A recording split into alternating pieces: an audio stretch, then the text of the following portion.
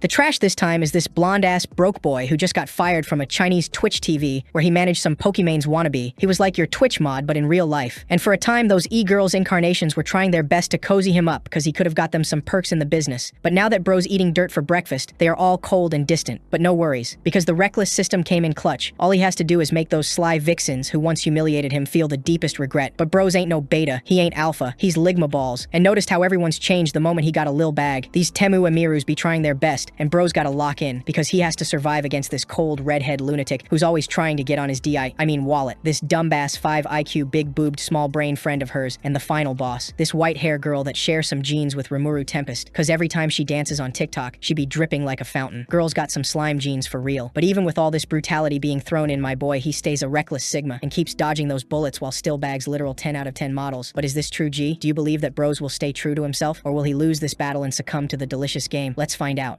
What's up, boss? Just 2 days off. My family's in a rough spot. I promise when I get back, I'll make the work worth it. The boss, though, wants to know what's this nonsense about taking time off. The company's drowning in problems to solve. Nobody can take vacation right now. The bastard says that while he's watching that damn black diaper swaying side to side, took a rocket hit and nearly died, while the protagonist is there explaining that his mom's sick. She's in the hospital. Someone's gotta take care of the old lady. But the boss fires back, "Hit, don't you have a dad? Put him on it. She's my your wife." While the bastard is saying that the big sister is actually thanking him for the rocket she took. Our boy's clenching his fists, and the boss goes on about how at the pace he's working. How does he expect to move up in his career? Young people these days are way too soft, talking about sick relatives and wanting time off. He tells the kid to get out of there and get back to work right away. In the media industry, you always gotta keep an eye on trends, and there's no time for breaks. Or better yet, if you're so eager to rest, why don't you do this? Quit, idiot. You graduated from some third-rate university and got lucky landing a job at a company this big. If you're ungrateful for the opportunity, why don't you just retire, huh? Then you can take all the days off you want. Seeing shifts and our boy smoking that little life shortener while his phone rings.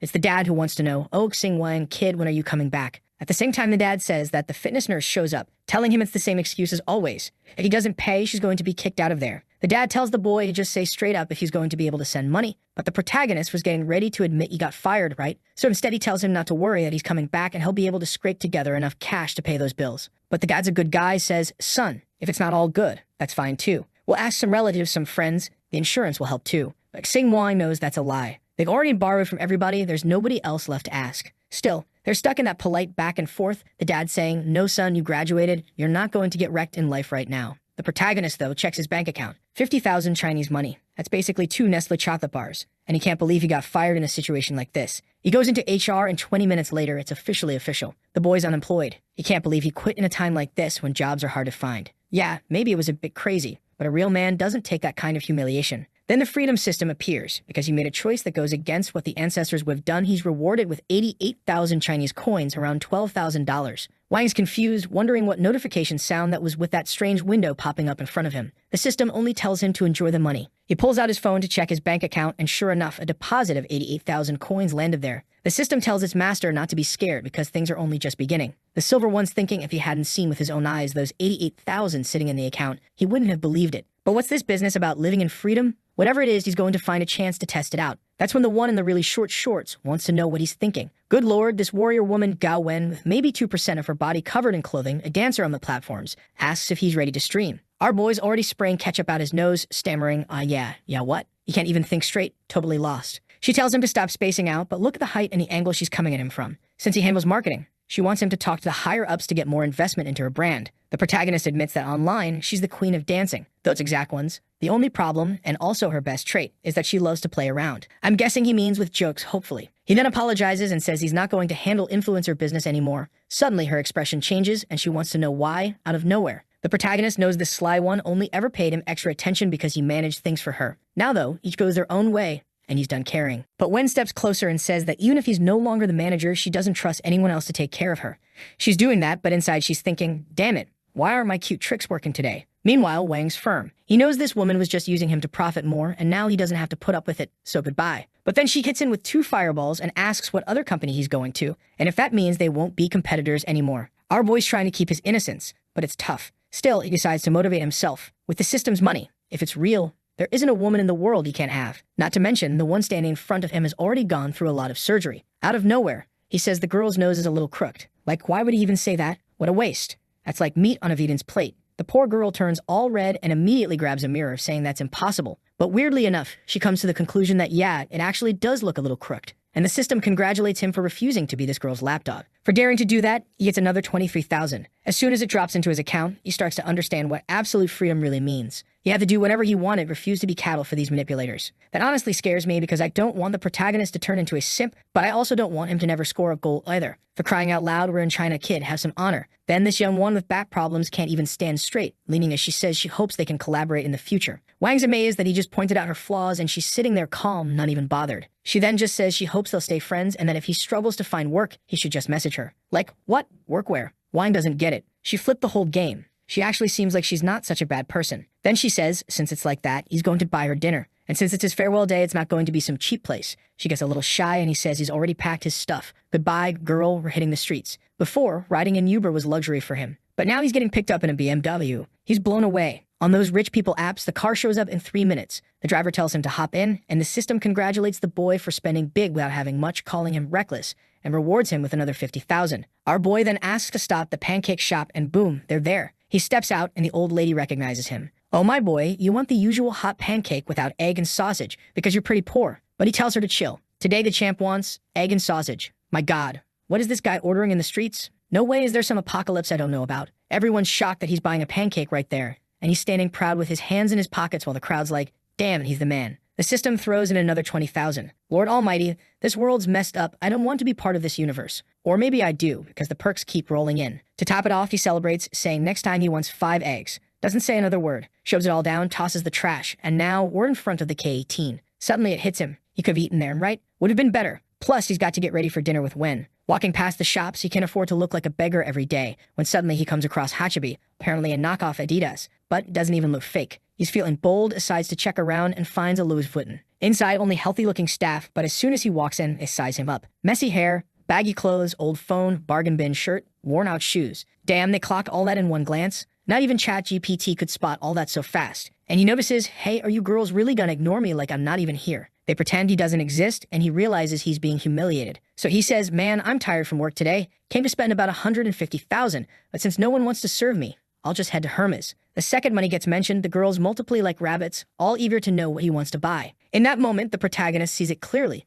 Money rules this world. He walks out of the store in brand new clothes. He's impressed he doesn't even have to carry the bags because the girl follows along carrying everything. This hotshot is already trying to cozy up, talking about some jewelry event, but he realizes she only wants him to spend more. So he waves goodbye. Even so, she keeps a smile on her face, telling him to have a great day. Meanwhile, all the gold diggers around notice he's holding bags from fancy stores. Right then, the system praises him again for his recklessness in spending, even with his mother in the hospital. 650,000 deposited. Honestly, the system's right. The boy's got his mother dying in the hospital, and here he is at the mall blowing cash. And now we're at the date. As soon as he arrives, the tall one of the moment tells him to come with her. She's taking him to the VIP area where he can wait for his friends. He realizes that with branded clothes, you don't even have to do anything. Just show up, and you're instantly taken in. She waves goodbye, leaving our boy upstairs, looking down while checking a Google Maps photo, thinking about how different the treatment became the second he said he was spending money at the store. As long as you got enough, you can do whatever you want in this world. And now all the fantasies he had in his head were finally about to become real. At last, he remembers his family. He transfers 100,000 to his dad. Crazy how stingy that is. He's sitting on 600,000 and only sends 1/6 to his mom in a coma. The scene shifts to Wen, and wow, she must be friends with Rimuru Tempest because the girl's basically a slime, all sticky and gooey. And anyone who's read those brain-melting stories already knows it's about time for a rocket launch. Our protagonist delivers, and she says it's time to end the stream. The girl's got accessories down to her feet, and now she throws herself into a chair, exhausted. The rest of the engineers and scientists show up, wanting to know what's for dinner. She says she's going out. Another one immediately assumes it must be some rich guy, her sugar daddy. But Wen denies it and reveals it's actually our boy, Sing Wang. The NASA prodigies are shocked she even remembers him. And yeah, I'm clowning her, but I'm a YouTuber myself, not exactly contributing much to society either. Still, my God, this girl's been drawn from every possible angle, and she insists it's just a dinner to eat something, nothing more, no special interest. One of the engineers says she wants to go too, but the slime girl tells them the boy's paying, so please don't order anything too expensive. The redhead scientist, though, knows the kid's broke, and now that he's trying to act like a big shot, she plans to ruin his fun. The slime says she's going to get ready, calls everyone along, and now we're in the parking lot. One engineer is struggling to find work, and our slime tells her to dance more. But she refuses, says no way, she's just waiting to meet a rich guy to pull her out of this mess. The redhead cuts her down, saying she's dreaming too much. Just not having to sleep around to make money is already lucky. She tells her friend not to provoke, that anyone can dream, and the redhead replies, fine, dreaming's allowed, but reality isn't changing. Then they ask where they're going to have dinner. When the slime checks, she looks startled. One of the girls is sure it must be such a cheap place she's embarrassed to say it. King presses her to spit it out, and she says it's a place called King Tian, a super famous Michelin 3-star restaurant. 3,000 per person? Reservations hard to get. Instantly, the other one realizes she made a mistake. Suddenly, this boy must have gotten successful. The cold-hearted one argues the address must be the same, but probably some regular spot nearby. The slime tells her to stop judging our boy, but the redhead chimes in, oh, it's fine, he's a decent person deep down. As always, assuming they'll end up embarrassed, but whatever, they're already on the road. On the way, King's impressed at how smooth the BMW rides, while her friend points out she's got tons of fans on her streams. She should learn how to really make money. And wow, the girl really knows. She shows a move explaining you just accidentally let something show, then give it a little squeeze. That's all it takes. Lower your standards just a little and rockets are guaranteed to be firing nonstop. And she just revealed her weak spot. She said she's doing these streams, but if a rich guy showed up, she'd become a housewife in an instant. She's the coldest one of them all, and she's going to be the first to fall. But then she asks why Miss Slime is so quiet. Slime replies that it's not worth depending on someone because then you'll never be an independent woman and you'll always be living off that person. The money vampire tells her to stop killing the vibe like that. Meanwhile, she's thinking this girl has the nerve to talk like that when she's got the boldest dances she's ever seen. Slime says she'd rather do all that and make money than spend her life relying on someone else. As they get out of the car, King asks if maybe they should double-check the address because they might have gotten it wrong. Her friend agrees, saying they'll embarrass themselves if they walk in there and find out it's not the right place. She's calling, but Wang isn't answering, and now she's convinced the boy's tricking the three of them. And yes, that includes you. Slime wonders if maybe he's just busy, but the redhead insists they've been fooled, but they can still head upstairs to check if the boy's really there. Wen says fine and steps into the elevator, thinking it really was crazy to believe that kid, who had a trash salary like them, would be paying for a place like this. She walks crooked up to the door to take a look. Doesn't see anyone, and the worst part is he's not answering. Then suddenly someone appears behind them, asking if they have a reservation. They hesitate for a second, but the redhead barges in and says yes. With no way to back out, Wen gives the name Xing Wang, and that redheaded devil knows the boy's salary has to be around 5,000. Considering how much each of them would spend here, he'd need to work 3 or 4 months just to cover one night. She wants to see if it's real. Then the receptionist says Wang's been waiting for her a while now, and she's left standing there confused. This redhead really is a vampire sucking happiness. She's angry at Slime now, saying that all she ever does is dance with amazing moves, rack up fans, and still manage to have people pay everything for her. But this is the perfect chance. She'll make Wang look pathetic for not having money, and Slime will suffer too for not being sponsored. The receptionist tells them to get in the elevator, and King hesitates, saying maybe it's just the same last name. What if they run into someone they've never even met? Normally, the elevator is for VIPs only, and just one seat up there costs 10,000. Slime can't believe it, but the redhead is certain. Even if that kid saved every penny for a whole year, he wouldn't have enough for a night like this. She's excited to watch him crash and burn. Then the radiant girl opens the door and invites them inside. And now I realize that receptionist is actually hotter than all three of them. The clueless ones are wondering if Xing Wang is really there. King decides to take a selfie since they're already in the VIP area. Better to at least get some social media proof before they get kicked out. But that broad-shouldered redhead tells her to take it alone. She doesn't want to be part of such an embarrassment. King's more humble and takes a picture anyway. But wait, what's that pose? Hand covering the mouth? What are you trying to imply with that, girl?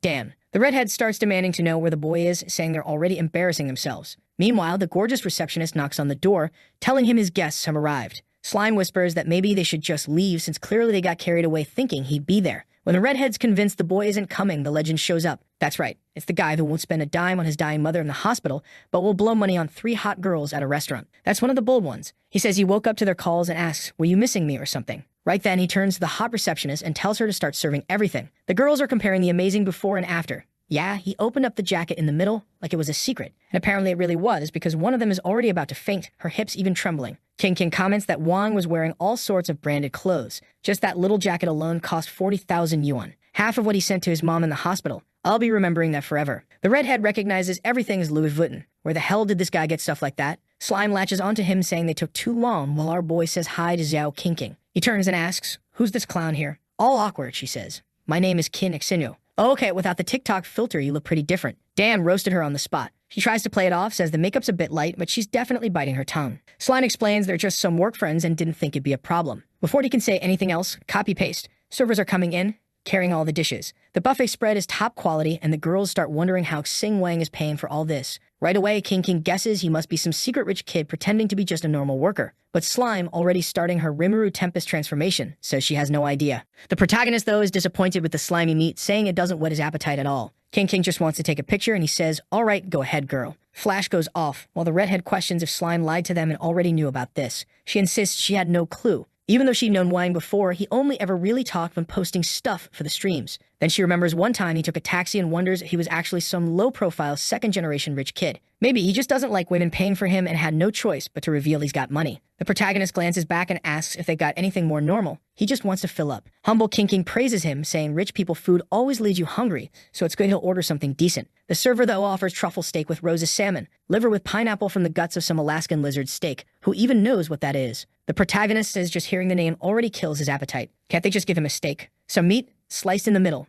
tossed in the pan? King is impressed. It's the first time she's seen someone order so humbly in such a fancy restaurant. It was eye-opening. The redhead scoffs that if he's not ready to eat good food, he shouldn't even have come. She's confused. To her, either he got rich recently or he's an imposter. Doesn't make sense. The protagonist, though, is demanding they bring him some barbecue skewers. The girl's stunned on the defensive, asking why he even requests something like that. It's not on the menu. He tells them to call the manager then. They'll have a little chat. The woman is rattled. Did this kid really have the guts to go that far? And then he shows up, dangerous mustache and all, saying, "En un restaurante francés, como est, solo se serve cocina francesa." Why did I just speak Spanish? I don't know. The redhead's smirking, thinking he's screwed now. A French restaurant won't accept such ridiculous requests. But Xing Wang proves otherwise. The meat he wants is worth 3 times more than his mother's life, because he offers 300,000 plus an extra 50. The shock is so great the girls all go cross-eyed. And right away, the mustache man says just tell him what to prepare. He'll make it. Our boy thanks him but asks him to keep that aggressive vibe. The guy pushes his glasses up and assures him it'll be taken care of. Then the system chimes in, saying if he keeps breaking the restaurant's rules,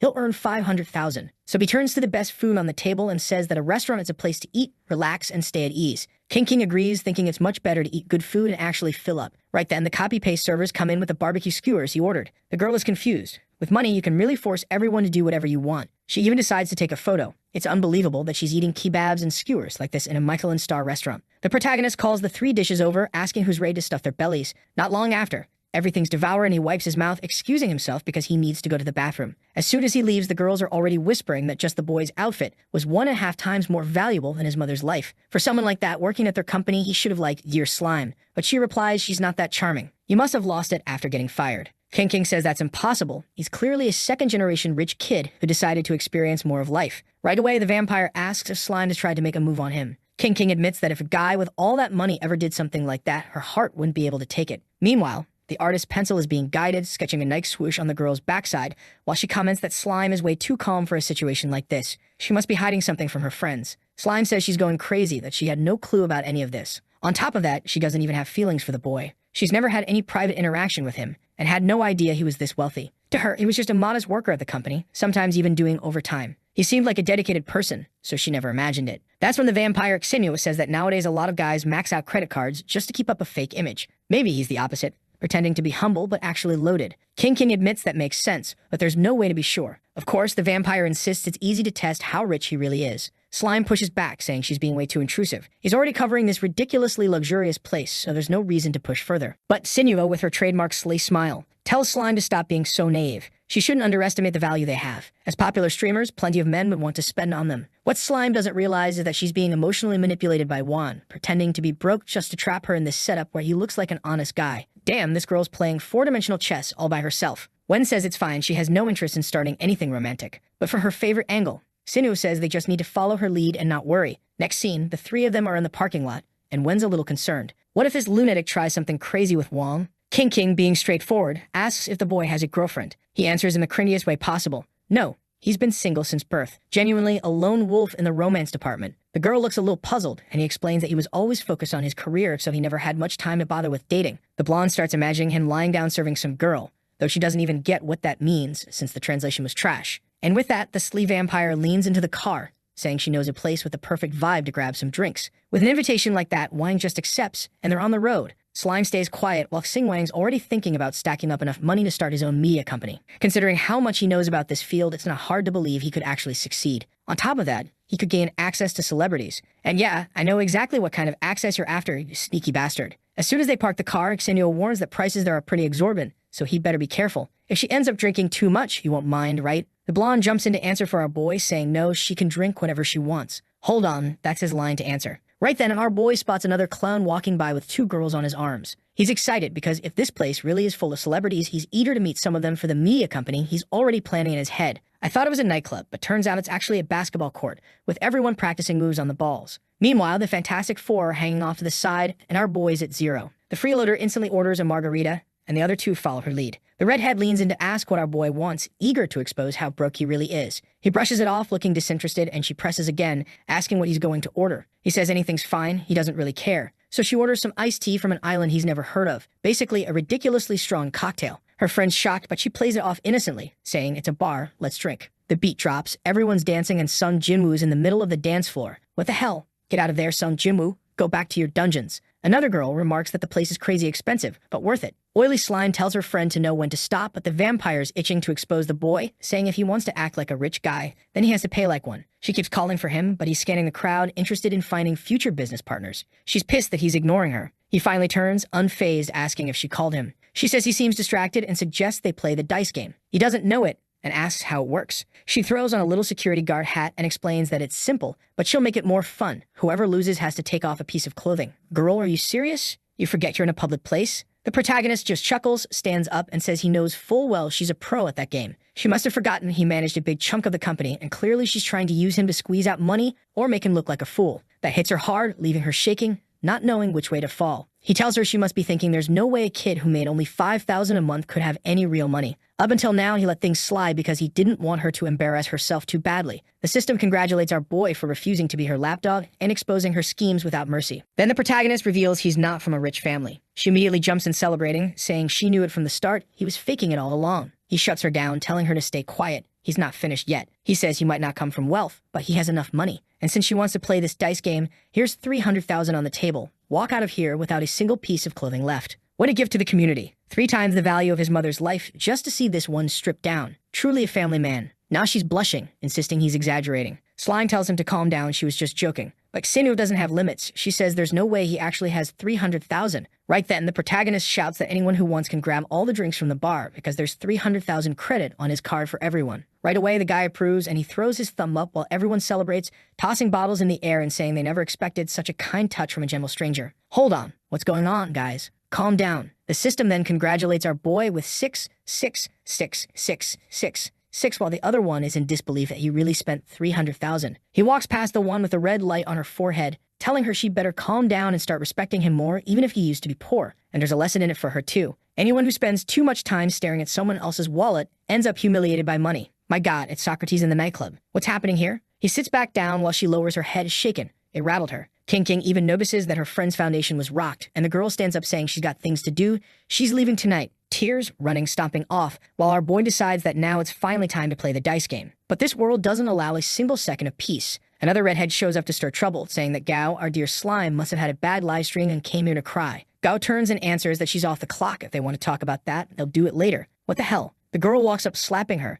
telling her to stop pretending to be innocent. Considering the exotic moves she pulls off in her dances, why act like a saint? Gao slaps her hand away and says, "Take your hands off me. What I do in my work isn't your business." The fool feels the pressure but tells her not to be so distant. Then she sits down beside her, saying this is the perfect chance for a live stream. Internet celebrities always have to stay in the spotlight, and with that, she goes all in, welcoming her viewers. She announces she's sitting next to her friend Gao Wen, but Gao doesn't seem very excited. What she's really after is a PK, a streamer duel to see who earns more money. Now Gao Wen's viewers start sending messages, telling her not to be afraid, that they'll make sure she wins. Oh, and it turns out the pink-haired girl is the number 2 ranked dancer, a top-tier talent in hip shaking. She's eager to use this chance to climb to the top. At that moment, though, Slime gets a call. As soon as she picks up, it's the company boss telling her to start her stream right now and not miss the opportunity. She's trending. She doesn't really want to. He reminds her she doesn't have a choice. She's paid for this. If she doesn't stream, she knows exactly what's coming. The pink-haired one tells her own viewers she's sure Gao Wen will join. She's such a hardworking girl. Then she turns to her friend, asking if she's scared. But Gao's already preparing herself. Soon the artist is going to grab his paint buckets because the frantic movements have begun.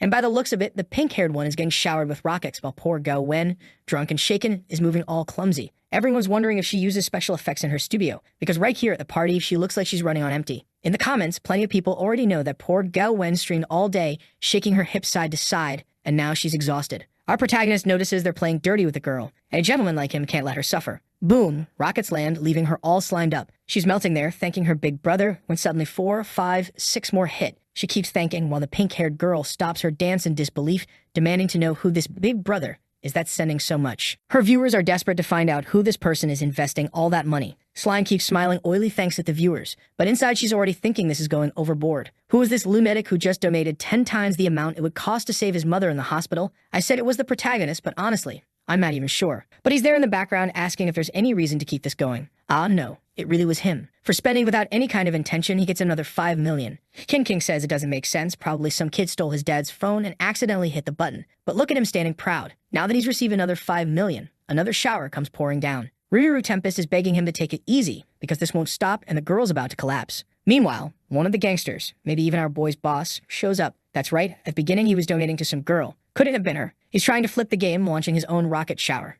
She's thrilled, saying it's finally her turn too. She thanks old Kang for everything he always does for her. He really is one of the best big brothers. This Kang guy's been asking her for ages to send him a full video, let's say, and won't pass up the chance to look like a hero saving her from this tight spot. Rockets keep flying while the protagonist thinks he really needs to slow down. His fingers twitching on the click, using Minecraft speed techniques to donate faster. The system once again praises his madness, giving him another 10 million. And after so many rockets, Tempest wins, thanking everyone for the support. But out of nowhere, the protagonist still sends another 1,000 rockets, earning yet another 1 million bonus. Slime Girl is confused but thanks him, saying it wasn't necessary at all. She even asks him to stop donating, reminding him that everyone's an honest worker in this world and she doesn't deserve that much. While she's celebrating, the redhead is standing there in shock, not understanding who that guy really was. In the end, she pushed him and ended up humiliating herself in front of everyone. The protagonist, though, stands up and says it's getting late. He's heading to sleep. He also calls out to Miss Lu, telling her not to get discouraged. She's pretty cute, too. Sooner or later, some big brother's going to show up asking her for a little video. Wait, how does he know everything? The girls whisper that his words must have shaken the girl, who's trembling without understanding anything, while the group heads out. Outside, King comments that poor Lu Shui really embarrassed herself. Today, she finally learned from her friend what it means to have the biggest supporter on the entire platform. But she doesn't understand why Wen isn't happy. Wen replies that she doesn't deserve it. She's never even seen that person in her live stream, and suddenly, they donated all that money. She feels like something strange is about to happen. King tells her to be more positive. It's probably just a very generous supporter. Wen says wait, she's going to send a message to that person. The second she clicks, the protagonist gets a notification. Both girls recognize it's the exact same sound from the platform. They turn to look at him, and the protagonist says it's just a coincidence, for God's sake. He just got fired, and there's no way he has that much money. Slime points out that he spent plenty paying for drinks for everyone. He replies that paying for drinks is one thing, but that mountain of rockets is another. He doesn't have that kind of cash. But then King comments that the donor's name had Wang in it, and his name's Wang too. Couldn't it have been him? Wen tells her to stop bothering him and asks where he lives. She'll take him there. Nice thought, but he's not interested. He's too much of a man to be taken home by a woman, so he says he'll grab a taxi. Just then, a clown in a tie steps out, saying he's lucky to have run into such a beauty out here. And it's the company boss who spots our boy and says he thinks he recognizes his former employee. How could a broke worker like him not be ashamed of being supported by women in a place like this? Wen jumps in, though, saying he was the one who paid for everything tonight. The boss is puzzled, telling her to quit joking. That kid's broke. He doesn't even have money to take care of his mother in the hospital. On top of that, the boss says he knows it was someone else who paid for everything at the bar tonight, so it's better to drop the act. But then he adds that he appreciates the boy. Broke as he is, he clearly had the charm to win the girl over. King, furious, tells him to stop threatening, because she saw with her own eyes that he paid for everything. The boss shuts her down, telling her to be quiet and stop thinking she's important just because she's got a few fans. He points out that all her fans are fake anyway. She should know by now the company spent a fortune promoting her, and most of the people following her don't even know who she is. All she does is put on makeup and expect people to like her. Basically, she's one of the company's biggest losses. He sneers that she should just stick to cheap tricks on camera. Damn, that was harsh. Then suddenly he turns to Wen and says he just remembered she's tired of being a dancing streamer. If she does him a little favor, maybe he can make a call and land her a part in a drama. Obviously, what he's hinting at is something shady. But right then, the protagonist grabs his hand and tells him to have some respect. The boss yanks his hand away and snaps at him. Kid, you trying to play hero? Wearing a bunch of fake Louis Vuitton, thinking you're somebody? Get lost. But Gao Wen steps in, telling the boss that if he bothers her one more time, she'll end the contract. He laughs, saying that's funny.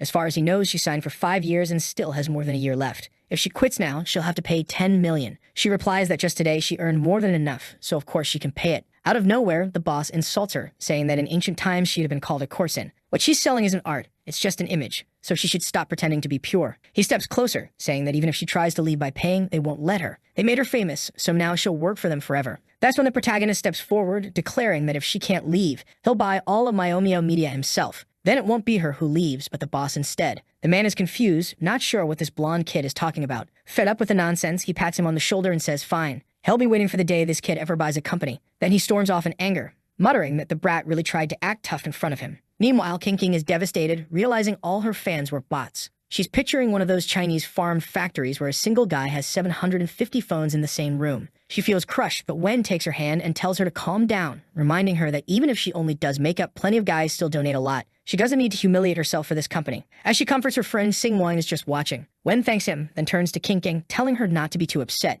King says it's fine, she just hates that the idiot who treated them that way is actually the boss. Then Wen turns to our boy and says he shouldn't cause trouble on her behalf. Radiant as ever, he simply answers that he didn't like the guy either. She laughs softly, saying she doesn't know if they'll ever see each other again, but she hopes he goes far in life. Our boy is surprised, 2% clothing, 98% skin, and she turned out to be kinder than he expected. She shuts the car door and leaves. Finally, he gets to check how much he earned from this whole insane night. 109,000. Enough to save his mother in the hospital 100 times. At this rate, she'll be immortal soon. He decides to call an Uber, but since it'll take too long, he pays 4,000 to get there faster. And with that, he crashes into sleep. The next morning, someone's banging on the door, saying it's time to pay rent. The protagonist wakes up startled, covering his ears, wondering what kind of hell this is. He just woke up. While the pounding, he gets up, bumping his head along the way. It's still 6 in the morning. From inside, he mutters that he just wanted to sleep a little longer. But when he opens the door, the old landlady scolds him, saying bums like him never pay on time. That's why she has to hunt him down first thing in the morning, otherwise he'll run off. Wang, though, just scans the QR code on her chest,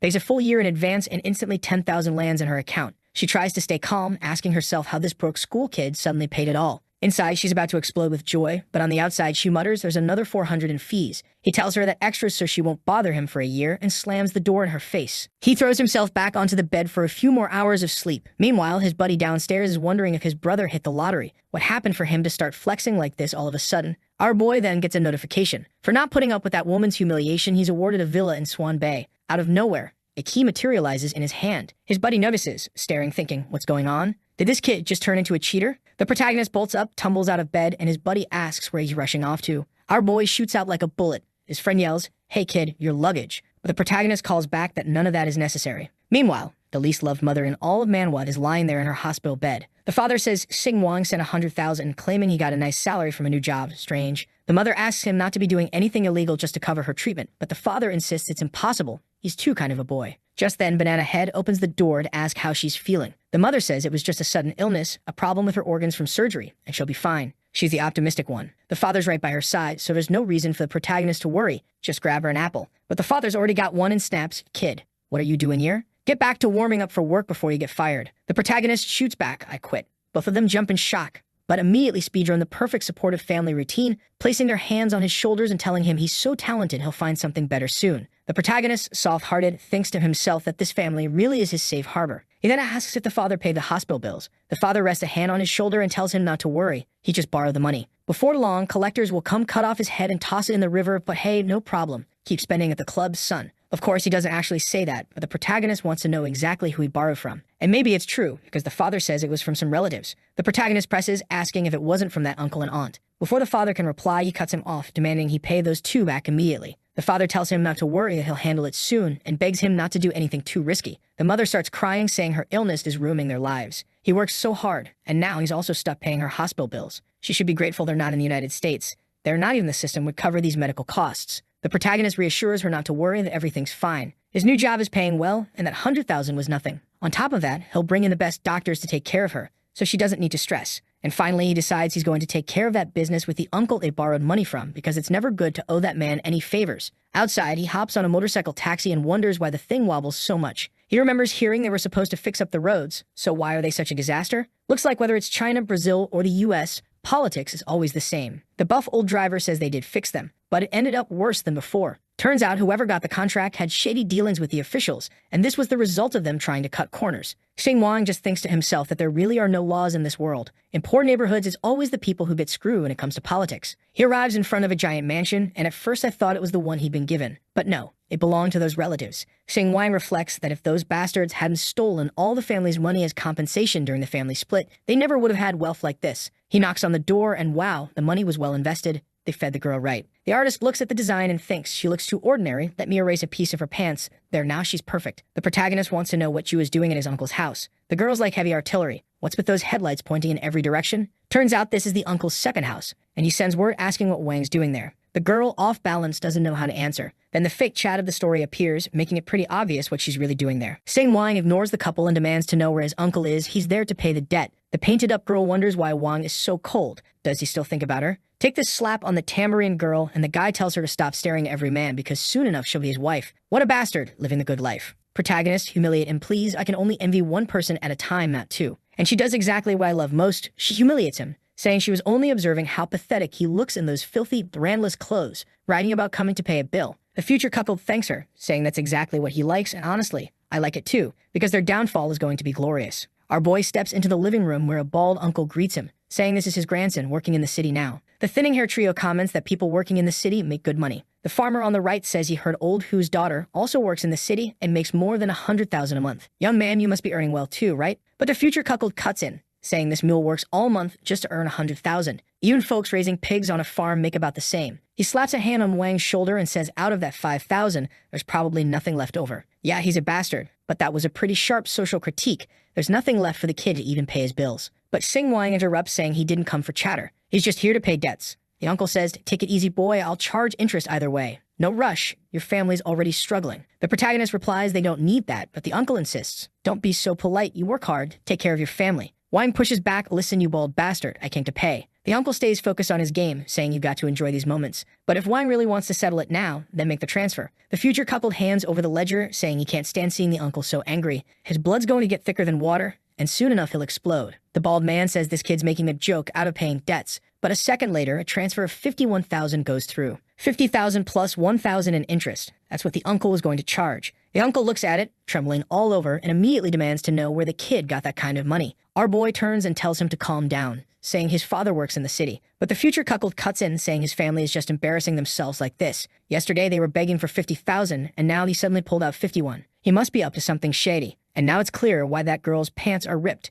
This creep is all over her, squeezing without mercy while she says goodbye to the fool. And here it is, the moment the future cuckold starts turning into the present cuckold. She's already outside calling to our boy, telling him to stop acting like they don't know each other. They grew up together, and she knows he's liked her since childhood. But she wants him to understand she only sees him as a little brother, so he better stop thinking about being with her. Sing Wang is taken aback and she keeps talking, saying if people heard the way he was acting, it'd ruin his reputation. The protagonist just stares and asks what nonsense this is about him liking her. She should take a look in the mirror. His records show she's nothing but the biggest tramp. Damn, the girl instantly explodes with rage. He tells her to cut the childhood talk. The only things they ever did were watch cows and catch frogs as kids, nothing special. At least back then, he thought she wasn't the type to sell herself for money, just to humiliate the poor. Really a disappointment. Either way, he realizes she's just good at faking things, so she has nothing to do with him anymore. She wants to turn it back on him, saying, I get it, you can't win me over. So you're just saying this to make me angry? The protagonist is confused and mutters that she's insane. Being ignored only makes her angrier, and she screams at him to stay right there, saying he shouldn't act so high and mighty just because he studies. He's living proof that good grades don't mean anything.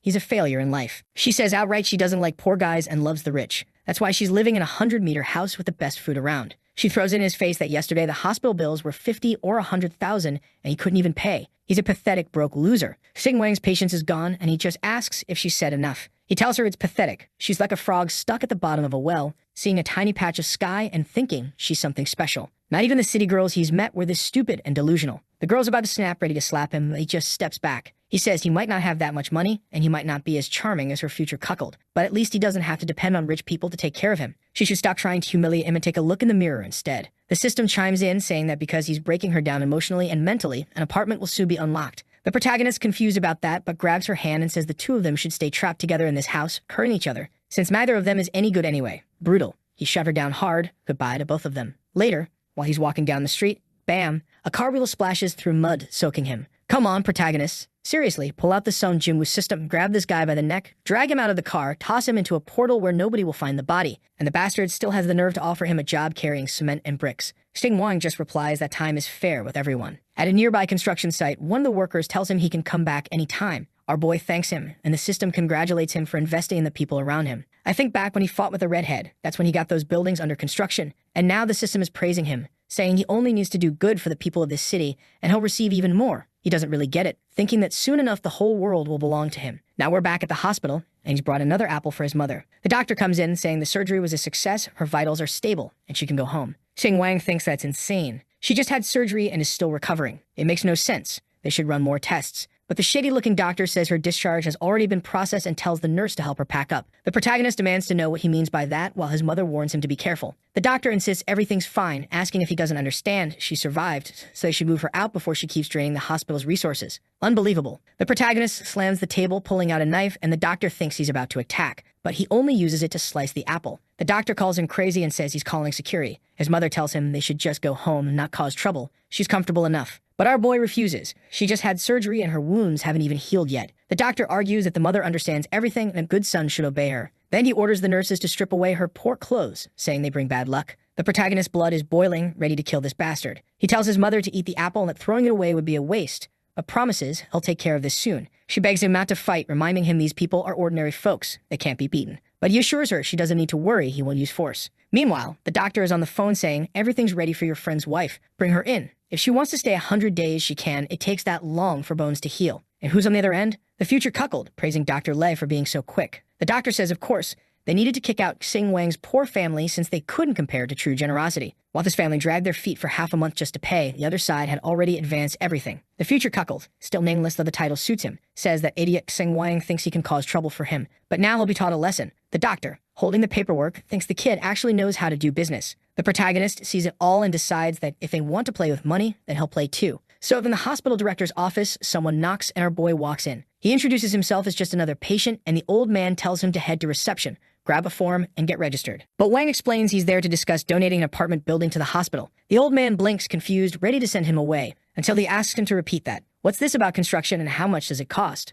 Sizing him up, the director thinks he looks ordinary, just some kid in plain clothes, maybe 20 years old. He must be joking. But Wang tells him not to worry, just say if he's interested. He knows those buildings he's putting up in that little town cost $1 million each, and to him, right now, that's nothing. He says the patients need a new place to recover, and this building would be perfect. All he asks is that people receive the best care and that corruption be investigated. The old man thanks him for caring about the patients and admits it's true. They really do need more beds. But when it comes to corruption, he warns it's best not to say such things without proof. The protagonist counters that because of this lack of beds, some doctors are taking bribes to kick out patients and replace them with ones of higher interest. The director jumps up, shocked, insisting he's run this place for 10 years and they've never once accepted a red envelope. The protagonist then explains about his mother, how she had surgery yesterday, her wounds aren't even closed yet, she needs physical therapy, and she's already being forced out of the hospital. The director says he must be joking. There's no way they'd discharge a patient the day after surgery. That would be dangerous. If he wants to make up a story, at least make it believable. The protagonist pulls out a recorder and tells him to listen. Suddenly, the entire conversation between Dr. Lei and the future cuckold plays. The director refuses to believe it, saying it must have been edited. Wang wonders if this guy is an idiot or just covering for everyone. Then he says that whether or not the recording is fake,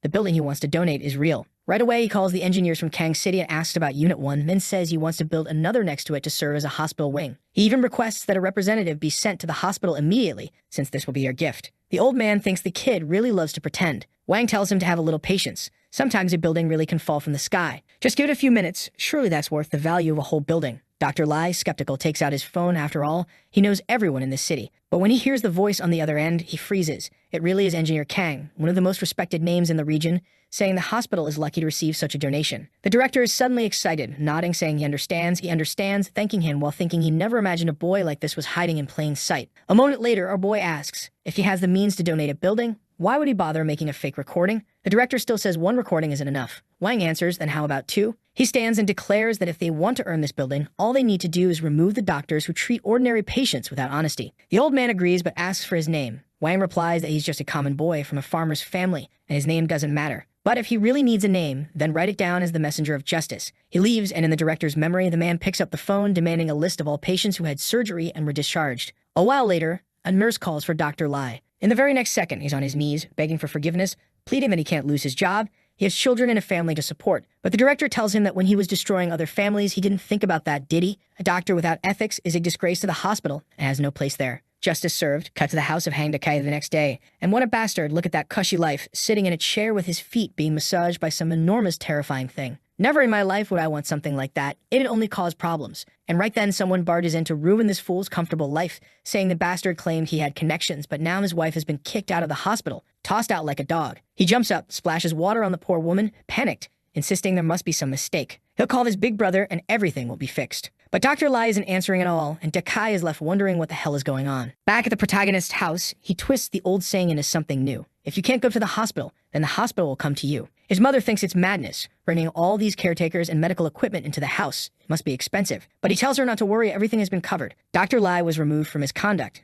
and this is just compensation. His mother nods in understanding while our boy thinks to himself that doing good without expecting anything in return feels pretty good too. Right then, the future cuckold calls, demanding to know if it was him behind all this. He had secured that special hospital bed, spent more than 10,000, and now was all wasted. The mother, confused, asks what Hang Dakai is talking about, while the protagonist smiles inwardly. This bastard just admitted it. He points out that clearly it was Dakai who tried to have his mother kicked out of the hospital. The fool realizes he slipped and quickly says she left because she was already feeling better, that he had nothing to do with it. But soon after, he basically admits Wang must have pulled some trick. Otherwise, why would the hospital be sending so much equipment his way? The protagonist replies exactly. Director Lai was expelled for corruption, and this is compensation. Dakai snaps back that it doesn't make sense. He's the one who should be compensated. He spent years building his hospital connections, and now, because of something Wang did, all his investment is gone. Wang tells him none of it makes sense. He's just a poor kid from the city, while Dakai is the local big shot making millions every year. How could someone like him possibly cause problems? Or maybe Dakai's power in the region isn't as great as he claims. The fool shakes with rage while our boy calmly turns to his mother, telling her to rest because a man like that only brings bad karma. As he leaves, he says there are people who believe dirty money can solve everything in life. Dakai storms off too, spitting curses, saying he hopes the two of them died poor. Wang just looks at him and thinks this bastard truly is evil. Turning back, he tells his mother, let's go inside. She worries about what Dakai might try next, but Wang's almost excited to see what move he'll make. Meanwhile, out on the road, Dakai passes Engineer Kang and wonders why he's out here in such a remote place. Back at Wang's home, Kang arrives with gifts, congratulating him on the new roadwork and the buildings under construction. Suddenly, Wang realizes this bastard might expose everything in front of his mother, so he quickly tells Kang not to worry. He plays it off, pretending Kang is just dropping by with a gift because he once helped fix his car. Kang's a little confused, but thanks him anyway, asking if the boy is hiding some relative's identity. Wang pulls him aside and mutters, listen, don't ruin this. I'm keeping a low profile here. Don't blow my cover of living quietly. Kang nods, winks, and lets it go, then heads home. Back with the cuckold, he gets a call telling him those planned road repairs he was supposed to oversee don't need him anymore. Shocked, he slams the brakes, saying they must be joking. He's already paid wages to a whole crew. How could they just cut him out like this? But the mustached man on the other end explains that regulations around the construction changed, and this time his team didn't qualify. Nothing more could be done, and he hangs up. Dakai calls for Mr. Zhao, with the lines already dead. Meanwhile, the chubby Zhao thinks to himself he doesn't want to side against whoever's standing with Engineer Kang, because that man is the one who's truly dangerous. Next scene, he's already carrying a bag of champagne, or at least it looks like it, telling Mr. Zhao that they had an agreement, right? That he'd be part of the construction project, bring in his workers, and everyone would get their share. But Zhao, with a couple of Troll C plus Troll V girls on his arms, is just ignoring him. Dakai slams the table, saying they can adjust things. He'll take 40% instead of 30%. Zhao glances at him while he keeps pushing, insisting that this must be about Zhao threatening to cut him out just to grab a bigger percentage. He argues qualifications are just a formality anyway. He can pay another company to handle it. They don't need to worry about anything. But Zhao tells him to stop forging qualification documents. And no, those lousy cigarettes he brought aren't going to change his mind. He must think Zhao's a beggar. Dakai, pathetic as ever, insists that's not it. He just wants an honest negotiation. How about 50%? That's definitely worth it. Zhao cuts him off, saying they won't be negotiating anymore. He only causes problems and literally boots him out of the room. Next scene, in another part of the club, he strolls in grinning, only to see our boy sitting there next to Kang. He enters all smiles, saying he's never seen a young man as kind as Wang, helping everyone in the city. But Wang knows this bastard is only acting sweet because he sees profit in him. He's a hypocrite. Out of nowhere,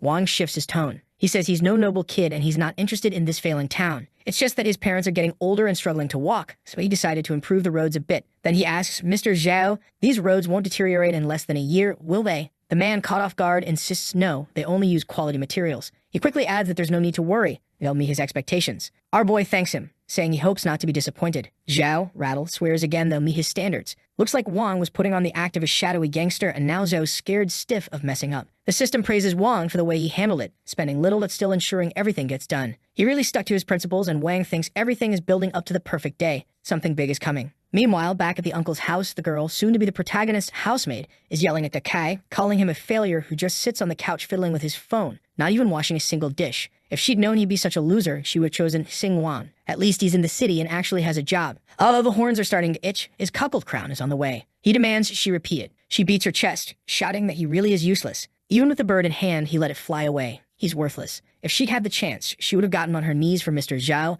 and never missed that opportunity. He's really trash. She says she'll find Xingwang soon, since they grew up together, and she'll seize the chance she has. Does she expect the protagonist to accept her? No. But are we curious to see how she tries? Definitely. But not right now, because the Kai grabs her by the neck and slams her to the ground. Damn, she's about to take a beating. Back at our boy's house, Engineer Kang hands him a document, and they're asking what it's about, what happened. He explains that the construction will be right next door, and they'll need to use about 1 square meter of their space. As compensation, they'll build a house for them as a bonus. They're confused, thinking it doesn't make sense. How could a bit of noise and 1 square meter be worth so much? But Kang explains that if that's not acceptable, they can also provide a monetary payout instead. The two of them just stand there without knowing what to say. They start thinking this must be incredible luck landing in their lives, so right away they tell Sing Wong to hurry up and give thanks. Fast forward a few days, our boy is heading back to the big city. His mother reminds him to take care of his health and not overwork himself. If he ever feels tired, he can always come back, since soon they'll be in a bigger house anyway. He hugs her and tells her not to worry, that he'll be back soon, and with that he says goodbye. But wait, where's my revenge against the curse-eaten pants girl? In the VIP lounge waiting for his flight, Miss 2% Clothing calls out to him, asking what he's doing there. He spots the slime girl and explains he's flying home today. She remembers hearing that his mother was sick and asks if she's doing better now. He tells Micro Shorts not to worry and his mother's already recovering. Then he asks what she's doing there. She says she was working on a rural revitalization campaign project and got lucky running into him. He laughs, saying what a coincidence. She asks if he has any plans, which company he's going to work for now, what he'll do, but says it's fine if he doesn't want to share. Wang replies that it's no secret. He's not joining any company because he's starting his own. On top of that, he plans to use all the money he gets from the system to build something right in front of his old boss, just to throw it in his face. Wen says if he needs a photographer or some editors who aren't ridiculously expensive, he can reach out to her. Just then she gets a call and sachets off, hips swinging like a gecko. It's her boss. She answers, and immediately he orders her to start a live stream for a sponsor who doesn't even pay well. She explains she's about to board a plane, plus it's her day off. None of this makes sense. He just laughs, saying she doesn't get to rest, that the company doesn't support her for nothing. If she's going to miss her flight, she can just do a 10-hour stream from the airport. Problem solved. But Wen fires back that she's the one keeping the company afloat, holding a top ranking for the last 6 months. Damn, even his secretary is fierce. These villains are always well equipped. And this bastard says she'll do what he commands as long as she's under contract. And wait, when I mentioned hand, I didn't mean that kind of hand. He threatens that if she says one more word, it'll be considered a breach of contract. She hangs up, defeated, saying she understands. At that moment, the protagonist calls out to her from the background, and the boss hears Sing Wang's voice. Right away, he sneers, saying now it all makes sense. She's probably not at the airport at all, but naked in bed. Straight up defamation. She quickly says she already posted photos on social media proving she's at the airport, so his claim makes no sense. But he retorts that he'll only believe it if she opens a live stream and proves it. She's startled, drops her phone, and the protagonist asks how much the contract penalty is. He'll pay it. On top of that, he warns the boss that the call was recorded and he'll be sued for defamation. The bastard laughs, saying Wang must be out of his mind. There's no way he has the money for that. But the protagonist just hangs up while the man grinds his teeth in frustration. The slime girl asks Wang if he's serious about what he just said, and tells him not to even think about doing that. She also doesn't want to accept such a huge favor. She insists he doesn't need to worry. The situation at the company isn't that bad. Sure, her boss is a pain sometimes, but she earns plenty. What really doesn't add up in the story is her personality compared to her outfit. Those micro shorts are what throw everything off. And then she says she's already saved up quite a bit, so little by little she can pay off that contract debt. Wang tells her not to worry. He's starting his own media company. She can consider it as an opportunity, like a buyout value for her to switch companies. She looks a bit confused, wondering if he's lost his mind. He adds that they can even do a special contract. Half of the earnings go to her, and the other half goes to paying off her debt from leaving that company. Once everything's paid, they'll switch to 70-30. She smiles, saying he has a noble heart, while he asks if maybe 70-30 is too little. She shakes her head and says no. Actually, that's pretty good, and he didn't even need to help her this much. A 50-50 contract would have already been more than enough, and since he's covering her debts, a 20% cut would have been the normal thing. Wang replies that she was the only one in the company who never treated him badly, so he's willing to return the kindness. Besides, he sees a bright future in her, so this is an opportunity for both of them to make money together. Or rather, what he really wants is for her to change companies so he can make more money. She's blushing hard, overwhelmed, thinking he's saying it for her sake, even though she knows she's the one being truly benefited here. Still, she smiles and agrees. Cut to the company building, our boy has arrived face to face with the boss. The boss sneers that the girl needs to wake up, her mind must be corrupted by pleasure, and she must have convinced herself this broke kid actually has money to pay for her contract, as if a guy who just got fired could cover her debts. The protagonist cuts him off, telling him to shut up and just call the legal department. He's not here to argue. The boss stands up, asking if Wang even knows how much her contract is worth. He knows the kid came into some money recently, but anyone who gets rich overnight loses it just as fast. If he makes this move, he'll end up ruined and drowning in debt. Wang pats his hand on the table and replies that money is a renewable resource. The more you spend, the more you get. So there's nothing to worry about. Yeah, easy for you to say when you've got a system, you bastard. He asks the boss if he's afraid. He looks shaken, maybe insecure that Wang really does have the cash. The boss stumbles, saying Wang isn't even opening a company and he'll just fail once he tries. So that's not it. The protagonist just responds that he's starting to feel worried about the boss's future. He looks rattled. The man yells at him to shut up, reminding him he used to be just a dog obeying orders. Wang warns that if he dares say that again, he could face a defamation lawsuit. Scene shifts to the conference room. Contracts are on the table, ready to sign. Wen is still a bit hesitant while the boss asks if she's really going through with this madness. She's throwing herself away for scraps, and later she'll come crawling back begging for money. She just shrugs and says she doesn't care, then slaps down her signature. The boss is fuming, asking when the payment will be made. There's no need to act all generous, just pay up so he can release Wen. The protagonist calmly says the payment went through a minute ago. If he doesn't believe it, he can ask the finance department. Then Wang walks up to the window and says he sees a bright future ahead. The system congratulates him, saying he's learning the essence of the more money you spend, the more money you earn. Now that draining from the old company is complete, he receives a reward of 999. Sometime later outside, King calls out to the slime girl, saying she heard Wen quit. So will they still be able to see each other in the future? Wen hesitates, and the protagonist chimes in, asking why not. After all, they're going to be in that building right across the street, so all she'll have to do is take a short walk over. King doesn't really get it, but just then he has to answer a call. It's the person who prepared the building documents, telling him to come pick them up. He thanks them, saying he's looking forward to the visit, and adds that he needs to go check it out. He waves goodbye to the two girls, who just stand there smiling as he hops into a taxi and leaves. Wen then reveals that it was our boy who paid the penalty for her resignation, and King is left shocked that he really had that much money. You really can't judge a book by its cover. Then the scene shifts to a building where someone is ordering people not to be disrespectful to the VIP client, and want to be under that table right now. And the girl says this negotiation's performance is crucial for the market. The guy standing by the model tells her not to worry, he'll make sure everything goes smoothly. Suddenly, a bunch of people are running through the hallway. The old guy says Mr. Wang bought a 300 million villa. See that? Everyone better treat him with a lot of attention. He turns to the girl and tells her to be extra attentive, but she's nervous. Who is this guy? Show me a picture of him. The blonde guy replies that he's some mysterious tycoon. No one has a photo of him. She should know that people this rich hide their presence. The girl says she gets it, and the guy orders everyone not to leave a single speck of dust in the place. Then the car pulls up, and the protagonist gets out, seeing everyone just standing there waiting for him. Only he doesn't know it's for him. He thinks they're waiting for, I don't know, the company boss or something like that. So he starts walking inside. He notices it's a ridiculously fancy sales office, but weirdly enough, there's not a single employee around. He looks around and sees the location is really good, and the place itself seems super luxurious.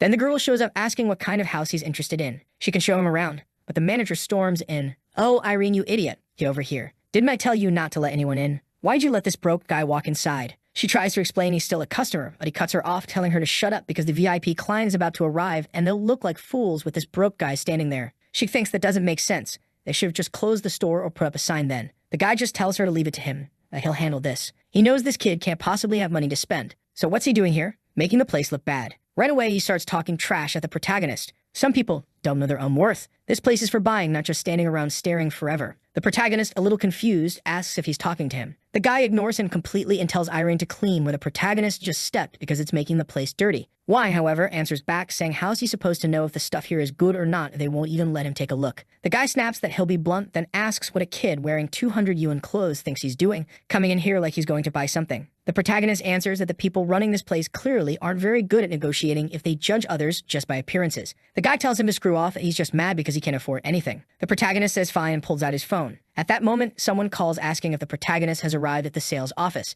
If there were any doubts, they should just say so. The manager freezes. He recognizes that voice immediately. The protagonist then says the person who was supposed to be helping him is embarrassing him right now. He was considering this place, but maybe he'll just cancel the transaction today. The girl begs him to stay calm, says she'll be right back, and runs off wondering what just happened. She doesn't understand what's going on, but asks him to wait just a little longer. She hops into a taxi and tells the driver to floor it, while freaking out about what that idiot manager must be doing with her VIP client. Man, this girl's a rocket. She gets there super fast. Meanwhile, the manager is panicking, fumbling with his phone trying to figure out what's going on. Looks like he's completely lost. He's ordering the staff to start cleaning again. Even Wang is finding this strange. Judging by the manager's reaction, he figured the guy must have recognized the voice. And now the guy is grabbing Irene by the ears, yelling that she's getting fired because he's going to lose his job thanks to her. The poor girl is crying, saying she can't lose her job, while the manager shoves the protagonist, telling him to get out of there. The higher-up manager was on her way. It would be humiliating to have him still in the store. Right at that moment, the purple one shows up, and the guy keeps hassling our boy, telling him to get lost. Then he notices Miss Lai greets her, but she completely ignores him. He figures she must be furious and is about to tear into him. But instead, she walks over, introduces herself to our boy as Lai Wanying, and apologizes,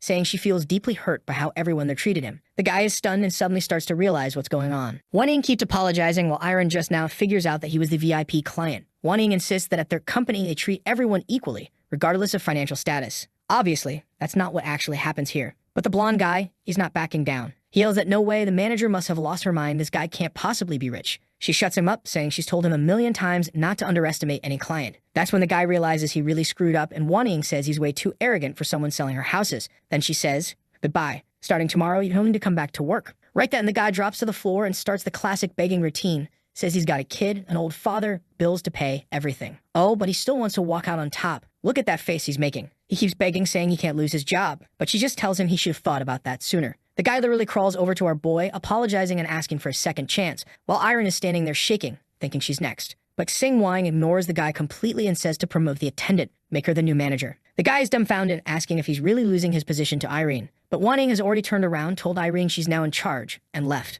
Poor Irene is left standing there, still processing, wondering if she really just got promoted. The system congratulates our boy and says that for standing up against discrimination, he gets a heart. He's a bit confused. He wants something practical, not a heart. What kind of reward is that? But the system tells him not to underestimate the reward. You never know what might come with it. Boom. The scene shifts to where his new house is going to be. And damn, the kid's basically got a castle. The gates swing open and look at that. Even Cheyenne Verdi is standing there on the right side. She tells our boy not to worry, the gates have automatic recognition. One of the staff brings over a suitcase and hands it to him. When he opens it, it's a red envelope, the property ownership certificate. He picks it up, notices how fancy it feels, pockets it, and tells her to keep showing him around the house. She's shocked that this guy isn't even checking the contract for a 300 million house. She starts explaining the designs, the European gardens, the imported furniture, but quickly notices he doesn't seem very interested. He probably just likes keeping a low profile because he's afraid of getting kidnapped. Makes sense. The protagonist, wandering around the garden, is mostly thinking about planting beets and other food crops, stuff his parents would enjoy eating. He's thinking it might be better to make some changes, and she tells him any idea he has, just say it, and they'll modify the place. He's planning on bringing his parents there and stops to think about how to make everything more practical for them. Meanwhile, the system says that because he was bold enough not to be satisfied with something that costs 300 million, he hits a bonus and unlocks a new ability. On top of that, he unlocks a new skin. Wait, what? Is he gonna change heads now? Winnie, meanwhile, is wondering if even the best botanical garden in the world wouldn't be enough to please this boy. He compliments her, saying that buying a place like this at his age shows his future is limitless. Apparently, their CEO was so impressed by the kid's kindness that he's eager to meet him as soon as he gets back from his trip. Wang tells her to take it easy. There's no need to go that far. He barely even spent any money. She keeps smiling, saying it's great to have his support, but inside she's wondering what kind of madness it is to spend 300 million and call it nothing. But the truth is, the protagonist didn't spend a thing. The system bought it for him. Now he's finally entering the main part of the house. Inside, there's a girl with some bracelets asking Uncle Jean who bought the villa. He says it's a young man named Wang, looks like he's in his 20s. The blonde girl is surprised, and the butler asks if they should look into the kid's background. But she says it's better not to. Anyone who casually buys a 300 million house isn't ordinary. She stands up and tells them to find a suitable gift because they'll visit him another day. And she's the skinniest girl I've ever seen in any manhwa. Next chapter, fireworks. Everyone's celebrating. Not because of the mansion, but because it's the grand opening of our boy's company. Time to make that slime girl sweat on those live streams and start making money. And just because I said that, we cut to 3 months ago, back when she asked why she wouldn't have to stream. He explained that a good blade is meant for the strongest enemies, basically saying she was too good to waste at the start of the company. That's why, in the beginning, she was going to work in recruitment to find some new tough girls, and part of what they earn would go to her. She thinks that's a bit much, but he tells her of course not. She's the dancing heroine, meaning everyone wants to be like her. So she got a talent for spotting which girls are the real deal, and she's going to help him fill the place with dancing girls. She tells him not to worry. She'll find all the surgeons, scientists, and doctors in China and bring them here. Then the scene shifts to the rival boss, who's looking at some company called Dujin Media that seems to be signing a bunch of new streamers. He thinks it's hilarious. Who these days even starts a new streaming platform? They must think the streaming world is easy. It's funny to him that they actually think they can compete. But just then, the least intimidating gangster in the world walks in asking what's up with Dujin Media setting up shop right across the street. Are they crazy trying to compete? This guy turns out to be the boss's uncle, who stands up, surprised to see him back so soon, and asks him to sit down. But the uncle says they should do what they always do and remind everyone who runs the streaming industry. The boss just nods like a dog and says he understands. Meanwhile, our protagonist is being shown interior design proposals, but he doesn't look very interested. Everything looks awful to him. Besides, he's already got a 300 million mansion. That's more than enough. Right at that moment, the slime girl bursts through the door saying all their streamers just got hit with a PK. You know those dual requests from the cat company's girls. The problem is that most of those girls have at least 1 million followers, so their newbies are going to get crushed, and she urges him to take a look. In the group chat, all the girls are panicking, saying they're scared. They're going to get destroyed and humiliated. But Wang says this is an old trick. Girls with millions of followers challenging fresh newbies to a 1-to-1. I still ask myself every day if this really happens in China, because no way that's normal. But Wang knows the intention is to get other viewers comfortable with criticizing those new girls who just started. And right then he asks if a PK isn't basically just about who spends more money. If that's how it works, then accept right now. Slime Girl asks if he's planning to fire off rockets on every single girl who just joined the company. He says no, he'd never waste such a delicious little prank like that. She had already figured it out, like always the boy was going to go over the top, and maybe when she got that gift in the past, it really had been from him. The kid, pulling an old man face, says that money has no value if it just sits in your hand. In the end, if you don't use it, It's just numbers on a screen. Damn, is this kid Socrates or something? But she's standing there saying it makes no sense. He's just going to lose money. Most of it will go straight to the platform. She's starting to get worried he might go bankrupt at this rate. But the philosopher won't stop. First, he says life is just a handful of autumns. Plus, he came into this world with nothing, and when he leaves, he's not taking anything with him. Besides, this chance is a good one. If they win, it's the perfect way to put their company's name out there in a huge scandal everyone will hear about. And he trusts that she hired the best astronauts, surgeons, and engineers, so this chance is perfect. Slime Girl is falling for it, realizing that from a marketing point of view, this really is a golden opportunity. Future bathwater sellers are asking Slime what they should do, saying that if they accept this PK, they'll lose. But the queen tells everyone to just accept it right now. No shaking hips involved, and they all hit, accept. In the end, when our protagonist checks his phone, there they are, shaking back and forth on stream, taking fire from one side and getting blasted from the other. Everyone's curious. Who is this Doujin group? Looks like they're going head-to-head with the Mio group. That's insane. Mio are the top dogs. But Wang is just thinking about what furniture he's going to buy, what else he wants. He doesn't care at all. That's when Slime Girl rushes in saying they're getting destroyed. Mio came fully prepared. She asks if maybe it's time to start investing a bit to pull the girls out of the pit. But he says no. They need to conserve energy and wait a little longer. When the tension is at its peak, when everyone is laughing at them, that's when they'll strike. Then he tells her to go back and make sure the engineer's mental state is solid, because they can't get discouraged. Meanwhile, across the street, the rival boss is popping champagne, saying nothing feels better than celebrating early when the victory is already in the bag. He doesn't care that they lost Slime. They're about to make a ton of money and prove they're still on top. But the uncle in the corner tells him to cut it out. They're beating a company that just opened, and he's celebrating something this stupid. And the uncle isn't dumb. He's thinking losing Slime was actually a huge blow,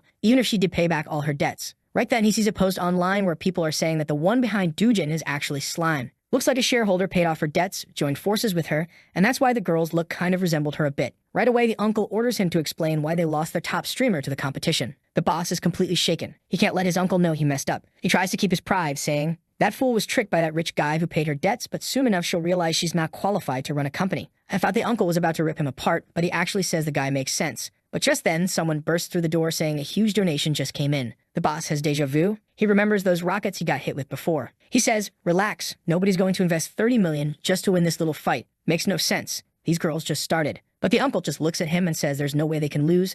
It must not lose. The boss insists he guarantees it. That will never happen. But the guy holding the phone shows him that the rockets are already flying again. The boss forces a calm smile and says it's just a wave, then immediately orders his grandson to put an end to the fight. Back at the company, Slime is stunned at how fast our boy's fingers are moving. Every time he spends, the system rewards him, obviously, and she's begging him to slow down, saying he's already spent enough, maybe chill a bit. In PK battles, there's a little bar that shows the score, but he spent so much more than the others that their bar is tiny, almost invisible. The guy is just hopping from live stream to live stream, dropping 500 rockets, 500 rockets, 500 rockets, then 5,000 rockets. She's sure now it must have been him that day. But he's calm, saying he's just showing them how it's done. She, however, is thinking this is already way past the limit. Then he suddenly calls for her. She gets up, wondering what his order is. He tells her to remember their plan, to become untouchable. She says she understands, so he tells her to go back and pump up the girl's spirits. As soon as she leaves, he looks at the tablet, saying that's the style he wants. Apparently, the kid wants to turn part of his company into a nightclub. Right then, he checks his phone and sees he has more than enough money to pull it off. Meanwhile, at other media companies, everyone's trying to figure out who this Doujin group is. Even the platform that owns the app must be raking in cash. The Tiger Guys, as they call them. People are saying they've never seen anyone grow so fast before.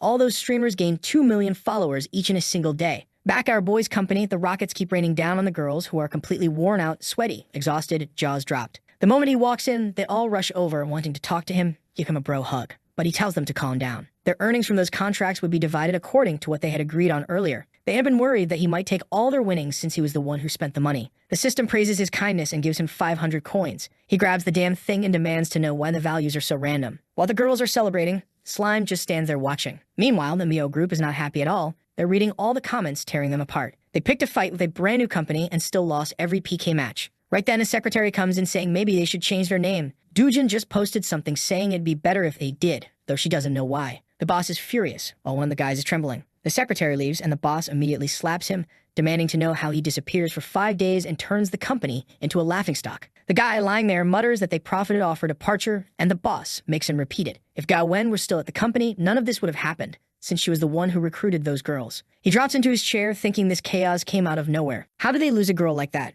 And now this damn guy shows up just to wreck their company. The ex-boss has his hand on his face, saying that guy looked like a loser before. But the current boss tries to play the nice guy, saying he's told them 1,000 times not to discriminate between the rich and the poor. He also heard that they gave Gao Wen a hard time back when she was here, and she was their top streamer. The guy tries to argue, saying he did it in front of everyone and no one complained, which earns him a flying kick on the spot. Back at Doujin Media, Wen is asking if it's really okay for him to spend so much money, 1.6 billion. But he says it wasn't a big deal. He only spent 200 million. The rest came from fans. Oh, okay then. Guessed he didn't go that crazy. She still thinks that's not exactly a small amount, while Hang is quietly thinking that he never imagined he'd ever say something like that wasn't much. But then he tells her to relax.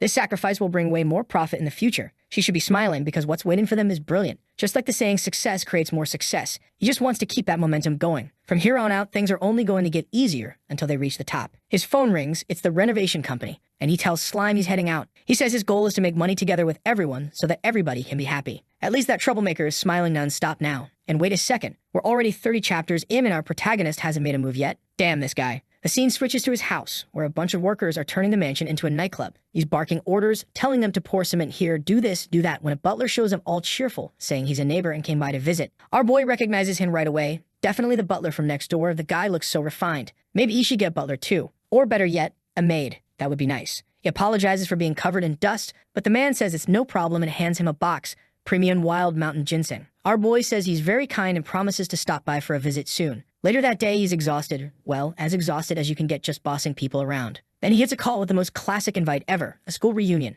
There's always one of these, and he knows exactly what these reunions are about, a chance for the successful ones to humiliate the ones who are struggling. But it's not like he has anything to fear now. He smiles and says sure, he'll go this year. The person on the other end seems surprised, wondering if he agreed so quickly just because a certain someone will be there too. Back with the butler, he says the young man seemed kind and polite, didn't look down on him for just being a butler. Plus, he took off his gloves and cleaned his hands before accepting the box, which shows he's well-mannered. Wait, are they investigating our boy? Get out of here with that. Right then, the skinny girl senses something off, and when she looks back, there's a copy-paste couple walking in. Must be the new clown in the story. She warns them again that she's told them 1,000 times not to come here. The blonde guy asks, what's Zhao Zhao talking about? What kind of attitude is this? This here is her future daughter-in-law. And this blonde, she must be the crocodile tear type. She immediately asks if Zhao Zhao has something against her or if this is some kind of misunderstanding. Zhao Zhao turns away while Yuliu says she's just stirring up trouble between them, so she should leave. But the guy puts a hand on her shoulder and tells her that his sister is just being dramatic. She doesn't need to worry. Zhao Zhao, however, is still angry, and the guy asks if she's jealous. He reminds her that if she wants to inherit the family fortune, she has to get married.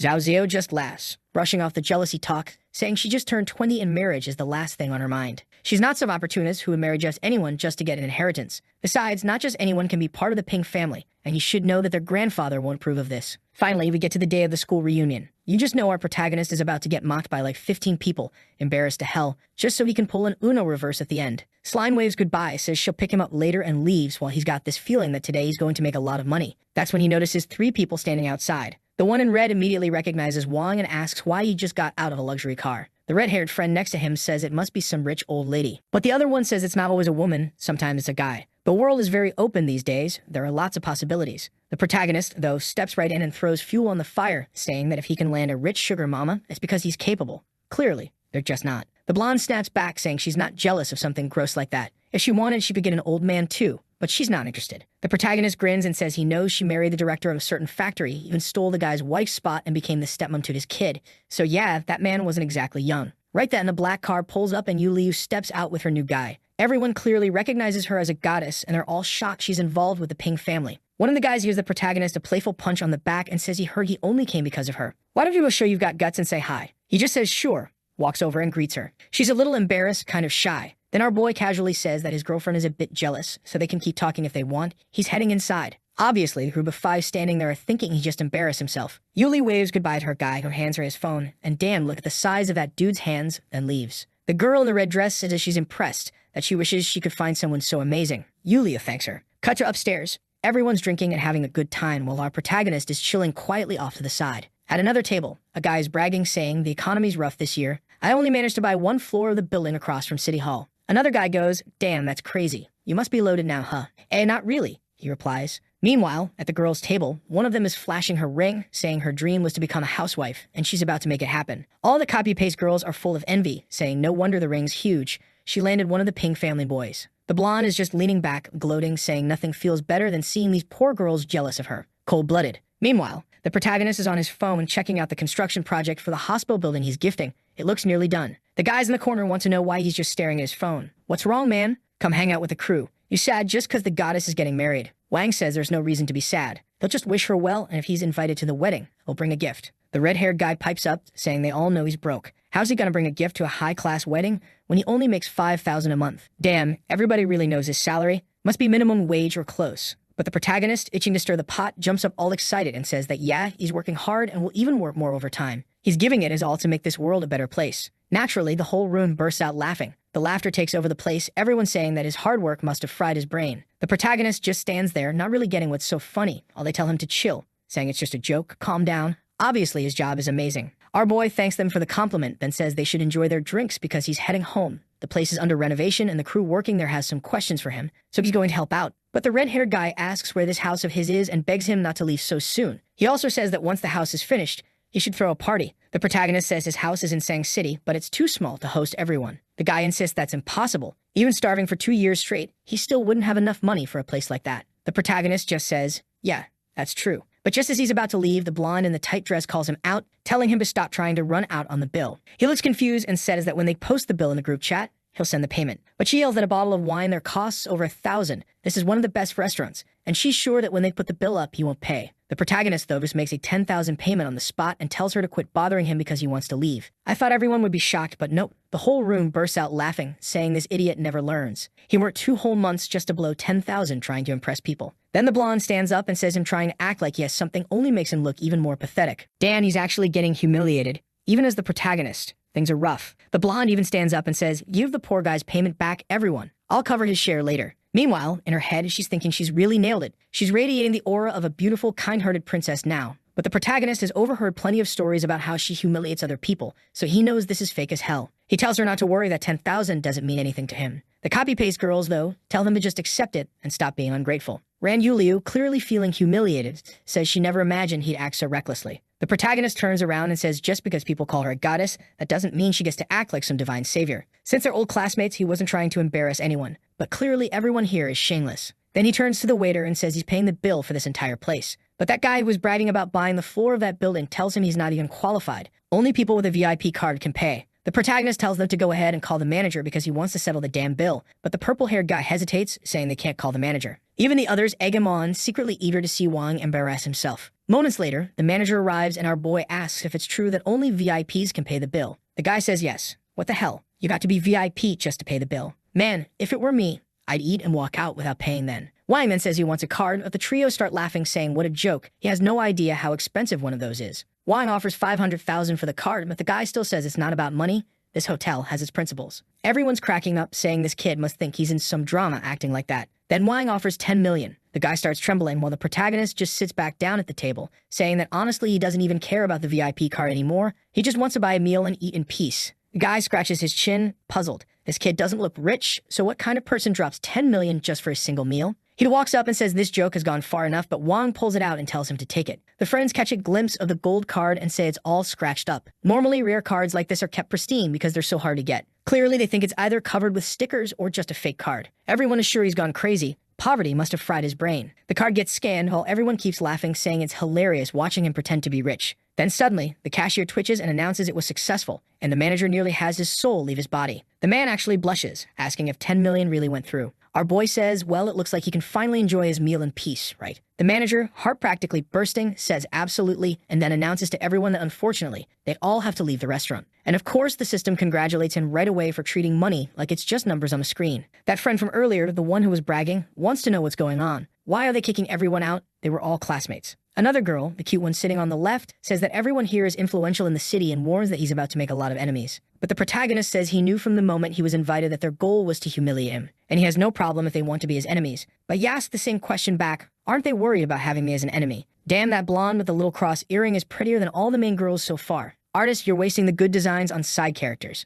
While they're all busy talking, someone barges in saying not to worry because the hero has arrived. He immediately sits down next to the blonde who asks why he's back so soon and if there was a problem. He says she doesn't need to worry. She's his #1 priority. Right away, everyone is convinced that if there's a showdown between Master Ping and the boy sitting there, the kid will be crushed. Wang realizes this guy was invited specifically to make things harder for him. And that name Ping, it sounds weirdly familiar. He's pretty sure that butler from earlier had the same name. Ping then asks if Mr. Wang only had $10 million in his account and now is about to embarrass himself. At the same time, he tells his girlfriend to relax, that the opponent doesn't look very strong. She thanks him, saying she finally feels safe. The protagonist glances over and says he thought this was just going to be a casual chat between classmates, but it seems like some people won't interfere. So he says he should thank them, pulls out his card and tells the manager to charge another 5 million to get that guy out of the room. The restaurant manager, honest as ever, is thinking that while the gods fight, he profits. But Ping raises him 15 million and 1. The protagonist calls for 20. Ping replies with 20 million and 1. The system urges our boy to keep going, telling him to win this battle. Meanwhile, Yuli was looking toward her future with her boyfriend,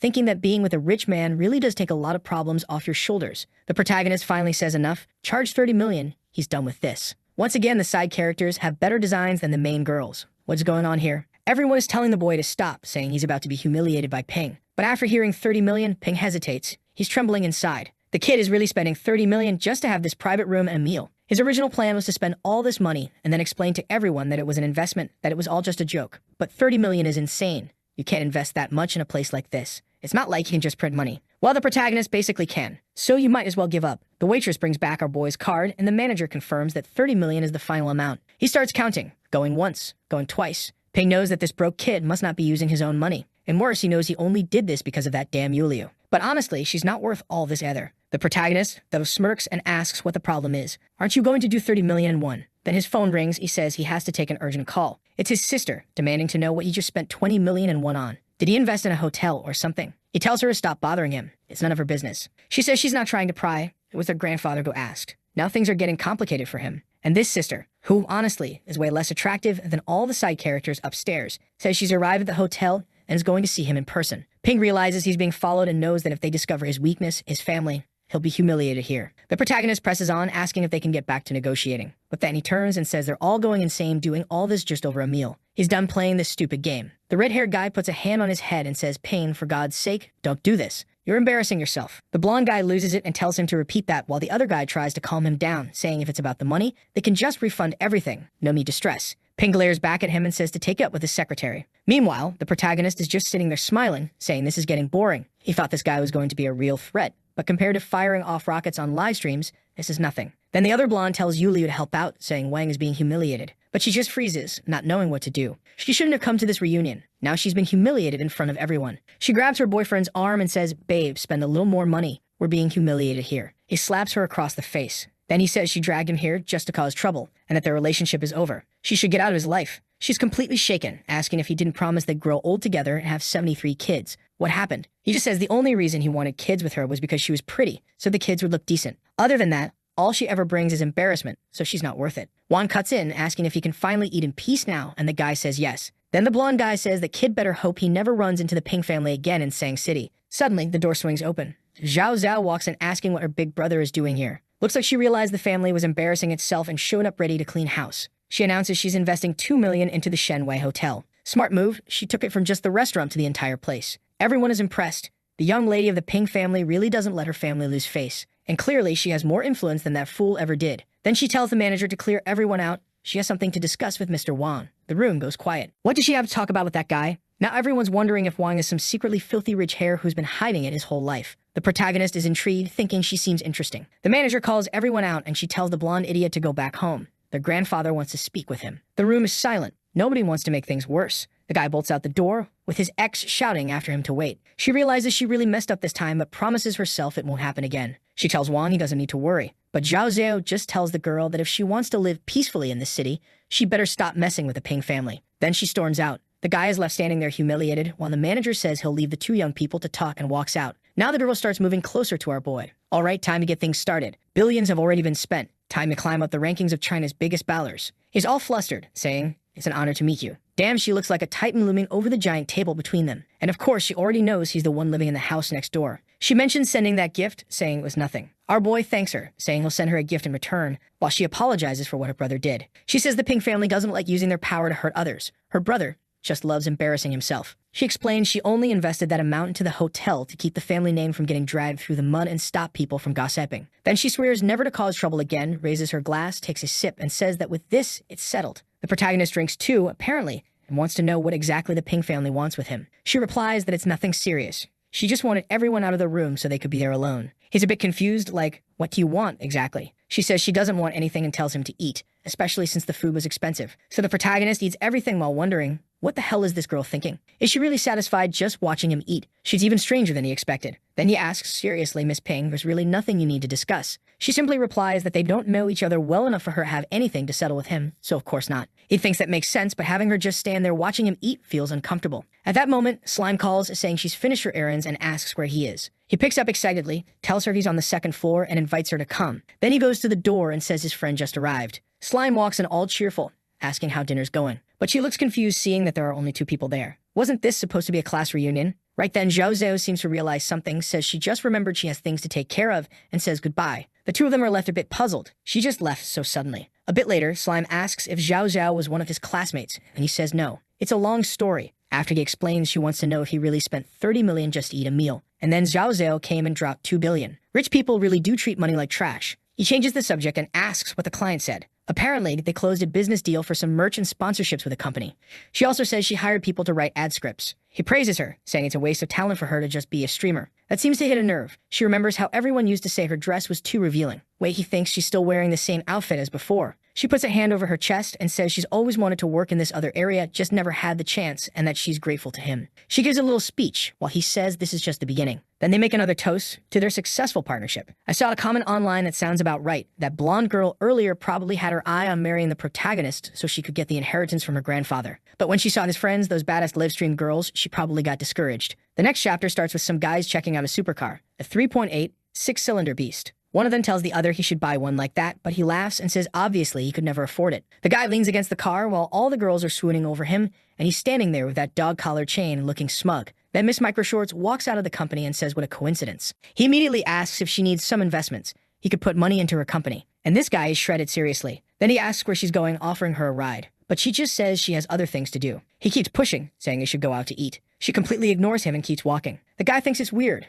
He's always been her top donor, and now she doesn't care at all. The problem is he bet his friends he'd get her this month. He even pulled his $3 million car out of the garage, apparently for nothing. And just then, the legend shows up, our boy on his little motorcycle, asking if that guy is her friend. She says yes. That mentally challenged dude with the horse tether chain is apparently a guy named Wenqing. Our protagonist reaches out and says, nice to meet you, brother Wen. But the guy just straight up ignores him. Our boy tells her, hop on the bike, girl, and she's already on the back seat. Later, cuck. The loser just stands there, completely confused how he lost to some guy on a little electric scooter while he's got a 3 million car right there. And apparently this guy is totally funded by his sugar mom, because as soon as he gets in the car, he's thinking about how the old lady finally went on a trip, so now they'll have a few peaceful days. Then he calls some brother Zhang to go out for dinner. Weird vibe there. Meanwhile, the city's traffic is a mess, but our boy just hops the sidewalk, practically ready to run over a dog. Bro, stay on the road. Drops a quick alleyway photo transition. Boom, we're at the restaurant. And oh my god, this food looks terrible. Straight up looks like they grabbed a random Google Images photo and slapped it in. This is rough. Slime says the best part is sucking the head. The protagonist nods and says she clearly knows what she's doing, and they make a toast. But then the door opens, and damn, look who it is.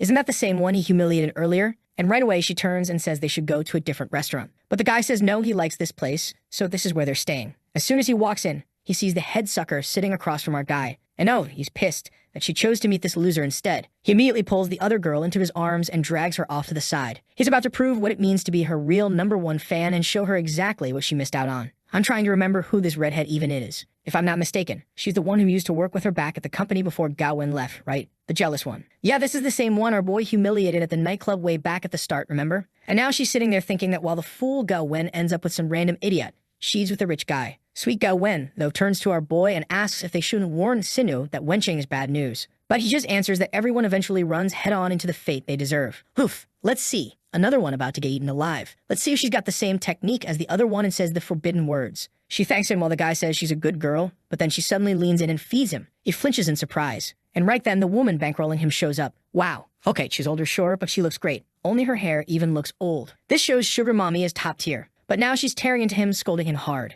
Wenqing knows that no matter how much he screws up, all he has to do is whisper some sweet words and he can win her back. But this time, the lady turns to poor Xinu and asks if she doesn't know he already has a girlfriend. Xinu is furious. Not because she lost him, but because those two just saw her get humiliated. Then the sugar mom grabs Wenqing and says she's given him everything. Car, house, allowance. And he still cheated. Then she turns to Xinu and slaps her, saying she must have a death wish trying to steal someone else's man. Wenqing immediately drops to his knees and clings to her, saying he's an innocent man. Xinu is seductive and cruel. She used every trick to try to steal him away. Poor Xinu is just standing there completely stunned at what he's saying. The sugar mom asks if he's telling the truth, and he says yes. Yes, he's always loved her more. And here it comes, the classic. If you love me, prove it. Didn't even need to finish, he gets slapped across the face again. His Inu starts to ask if Wenching has lost his mind, but he yells at her, saying to stop buying him meals just to seduce him, trying to get him drunk so she can drag him to bed. Xinu protests that he's lying while the protagonist just sits there with his eyes closed, calmly watching. Gaowen thinks he's being an idiot, Wenching saying stuff like that when he's the one in the wrong. The protagonist grabs a plate of food, which at least doesn't look as bad anymore, walks right up to Wenching and asks,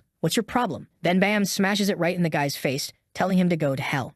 Xinu is left stunned, saying, "Xingwan, you're defending me? Are you actually defending me?" Meanwhile, Wenching is standing there with food dripping all over him, and damn, it was all still hot. Brutal. The sugar mom asks if the protagonist has lost his mind, but he says both of them are shameless and tells her to take her boy toy home and get out of here. She's about to say something, but her conscience seems to agree. Better to take this idiot home. Wenching shouts that he's going to kill the protagonist, but our boy calmly tells him to repeat that, curious to know exactly how he plans to do it. And of course, Xinu is standing there thinking, oh my god, he fought to protect me. Am I overthinking this, or is he actually interested in me? But then Wenching snaps a bottle and lunges to attack. And wow, our boy moves like he's floating. Don't even know where this kid learned to fight, but he drives a fist right into Wenching's gut and drops him to the floor. Then he turns to the sugar mom and says if she's going to pick a younger guy, at least find one with a little self-control. The lady is practically glowing, saying, wow, he fights so well, and he's so handsome. Meanwhile, Wenching is on the ground about to puke, and he hasn't even eaten yet. Xinu comes over thanking him, but the protagonist tells her he just doesn't like public humiliation like this. She keeps blushing more and more while Wenching is whispering to Lin, telling her to find someone to get rid of that brat. But the sugar mom seems done with him, saying the kid is right. Even a dog would have been better than him. Then she turns to our boy and says, give me your number. Not sure if he gave it to her, but when he's heading out, Xinu comes running after him, tall and flustered, saying, you saved me today. How about we go out to eat sometime, my treat? But the protagonist just says, no thanks, sweetheart.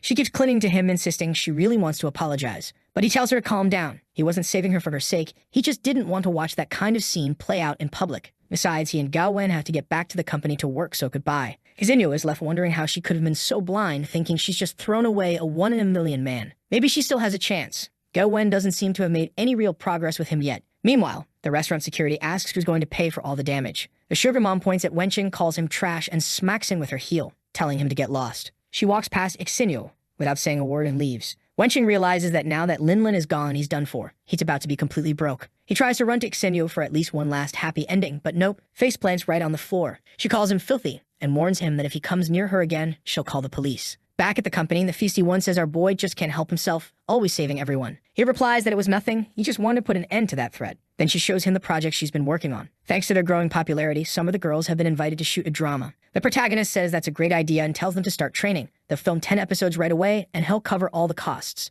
She says he doesn't need to, the company has money for that, but he insists that the company is still new and it's risky to spend its funds. So he transfers his own money, and of course, the system rewards him for never thinking about himself first. Before Gaowen can even react, he puts a hand on her shoulder and says he has to check on the house renovations, so they'll talk later. Back on the bike, they pull up and he notices the weather feels nice. Well, not that nice, because the loser couple is standing right out front. That future cuck is about to get humiliated. I wonder if Yuli is eventually going to catch feelings for our boy. And just as I'm thinking that, bam, she gets slapped across the face, hits the ground, and is left abandoned on the street. Maybe she will, especially when some Chad strolls up and, hey babe, don't cry. The night's still young, come with me. Just kidding. He doesn't say any of that. He just offers her a handkerchief while she thanks him, asking if he came just to laugh at her. He says no, she's overthinking it. He lives right across the street. He was just heading home. And now she's curious. The house is yours? Let's just say yes. Now she's thinking what the hell happened in the 2 years since he left school. He went up against the Pings, bought this house. Something's off here. But she's an actress, so she asks if he's angry at her. The boy steps closer, saying he's not angry. And he realizes this conversation is starting to get dangerous. Obviously it is. He's the one stepping closer. And she doesn't waste her chance, saying that after what happened in school, she's happy he doesn't seem to hate her anymore. As the wise Mamoru once said, our protagonist is too much of a man to be simping, so he tells her she's got it all wrong. She says she just wants to clear a few things up, but he tells her there's nothing that needs clearing up. The system congratulates him for not being a simp and gives him 10,000, which is honestly pretty low. But this battle's not going to be that easy. She steps in closer again, asking why he seems so impatient. He steps back again and says that women should know how to keep proper distance, that it's not right for them to stand this close to each other. And once again, the system congratulates him, saying he's headed for a bright future. But then suddenly, the protagonist's face goes cold, gets all dark and serious, and he says, you always used to humiliate me, following me around back then. Now I feel nothing. You're just a stranger to me in this life. And damn, leaves the girl frozen in a literal freeze frame. He heads home, hands in his pockets, earns another 10,000 as the gates close behind him. He glances back once before locking the door. She heads home, collapses on the couch like an idiot, when suddenly her phone rings. Her friend says she's the luckiest person she knows. Sure, she lost that loser from the Ping family,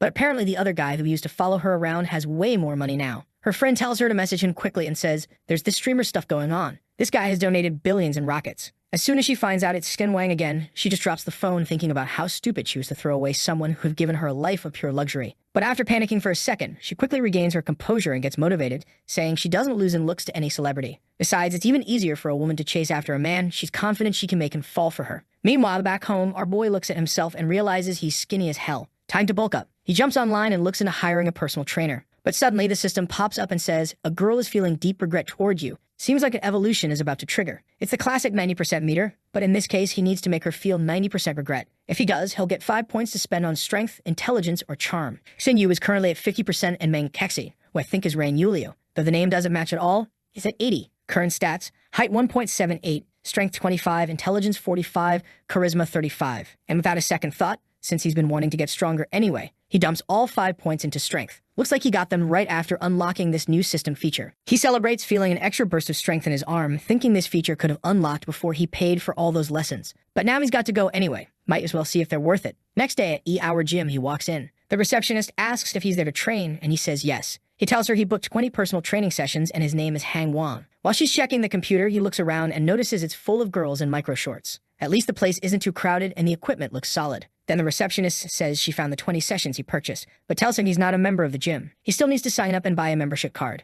He finds that a little weird. He already bought 20 lessons. She explains that those are separate things. He still needs a monthly plan. The protagonist just thinks this scammer really has a profitable business model going. She asks if he's decided and he says he wants to cancel all his lessons. The receptionist looks confused, saying that doesn't make sense. But he replies that he paid 80,000 yuan for those sessions, so it makes no sense that he wouldn't get a free membership included. She refuses, but he says he's already decided. Just process the refund because he's leaving. The receptionist tells him to wait and says she's going to call the boss, who I'm already picturing as some jacked gym rat in micro outfits. Meanwhile, the protagonist is thinking he might be dumb sometimes, but he's no fool. He'll spend 100 million if it's worth it, but he won't spend a single dollar if it isn't. Damn artist, you missed the chance to draw a ripped, fiery-haired gym goddess here. But with faith in God, a fit girl is going to show up. I'm sure we wouldn't be at the gym in a class like this for no girl to show up. The guy recognizes the protagonist, who also recognizes him as Wang Taran. He tells the receptionist to get back to work. Like, I'll handle this. Our boy remembers. This guy was a school playboy, flirting with every girl around. Basically, a jerk that our boy doesn't like, no matter how decent he seems for a second. Then the guy asks if he really bought 20 personal lessons, and the protagonist says he wants to cancel. Right away, the guy figures he must have felt it in his wallet, but the protagonist just wants to know if this gym gives refunds or not.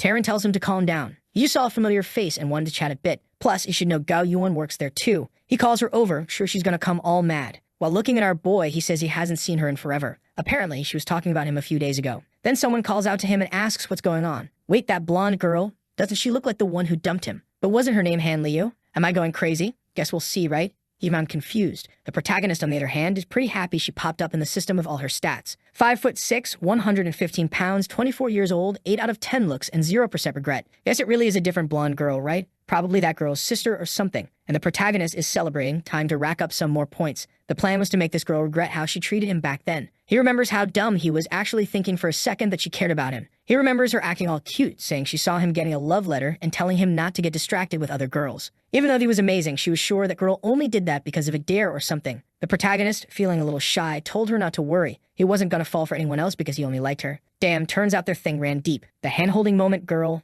and she, all sweet, said he meant so much to her. The protagonist always thought she liked him in some way, but obviously she kept him in that almost but never zone. He'd give her gifts, but she'd tell him not to take it the wrong way and that other people might find it weird. Then the chubby guy would bring her a gift, she'd say the same thing. The blonde dude would bring her a gift, she'd say the same thing. And Wang knew one of the worst parts was that she acted like some rich Harris. And another problem, money alone wouldn't impress her. He always knew she had her eyes on that jerk Taran because the guy's jacked, looks like a model, and is huge. He's sure she only became a gym girl to hang around that guy. So how's he supposed to beat that? Still, he was hyped because the harder it is, the more fun it'll be to win her over. Then Yuan calls the protagonist, asking if he's got some kind of problem. Our boy, staring at her, thinks the plan is to make Taran look weak right in front of her. Man, no doubt he's about to dump every single point he's got into strength and start pulling 1,000,000 pounds. Then he says he thinks it's pretty abusive that after buying 20 lessons, he still has to pay for a membership. It just doesn't make sense. His buddy says that's the standard, and if he doesn't like it, he can just leave. The door's right there. Plus, you should be working out and walking a lot already, just from going to the subway to get to work. The protagonist says, yeah, that's a good workout, but it doesn't really count that much. And now that he knows Gao Yuan works there, he wants to buy a year's worth of membership just to show his support. Taran immediately puts his hand on Gao Yuan's waist and tells the protagonist not to get any ideas. Besides, they're not hurting for money, so he should quit acting like he's rich. They know the situation. Obviously, our boy is hating this deep inside. This bastard came to this gym and flirted with his woman. Weirdly enough, the protagonist laughs and says that his old buddy from back in the day understands his situation. Why not give him a discount? Taran, confused, asks what discount he's talking about, and our boy asks him to take it easy. They're old classmates. The protagonist knows this guy probably owns this gym because of the financial support that girl gives him. Damn, this guy's the real protagonist. He gets the hot girl and she even funds a gym for him to work at. What is this man? I want to be him right now. But not for long. He's probably gonna get humiliated soon, right? Jerk. Then Taran says that for the sake of their past friendship, he'll give him a 40% discount and bump his 20 sessions up to 30. But he better be careful not to embarrass himself at the gym and barely manage a few reps. Wag replies that he'll never forget this favor and that he'll definitely pay him back double soon. Then the dude leaves and the guy calls Zhang Qi, telling him to help our boy. Yuan waves goodbye, and right then the bald guy asks if his dad's ever trained before and what he wants to focus on. The protagonist, though, says unfortunately there won't be any training today. He's got something important to take care of. The guy thinks it's a little weird, but says fine. But when our boy leaves, the guy starts talking trash, saying it's shameful when men come to the gym just to pretend they're doing something. And the receptionist agrees, saying he's one of the worst, and a poor guy on top of that. But outside, the protagonist is smiling. The more they humiliate him, the sweeter the revenge will be. He hops on his scooter, asks the system to check his stats, and sees that he's grown a centimeter taller, realizing that maybe his strength or stamina is actually making him bigger. Now he's worried about turning into some giant monstrous bodybuilder, but the system tells him to wake up. That's not gonna happen. Then he thinks for a second and asks to see Sinua's and Mengxi's stats. Oh, so that blonde I was thinking of before, the one who looks like the gym girl, that's Mengxi. Got it. Thanks for the new name. And now the protagonist is hunting for his victims because he needs to rack up some points to get stronger. He's eager to max out Mengxi to 100% and see what happens. She's the target this time. Meanwhile, the baddie is all happy because even if she doesn't have Ping anymore, she still has a shot at winning over Wang. She knows he genuinely liked her back in the day, and right now she's putting together the perfect natural makeup look. She knows that to men this means pure natural beauty, and when she's ready, every last strand of her hair is perfectly set for seduction. And right then, the protagonist is calling her. She smiles, thinking that means he's been thinking about her too. Now that he's calling, he must be falling for her. This is way too easy.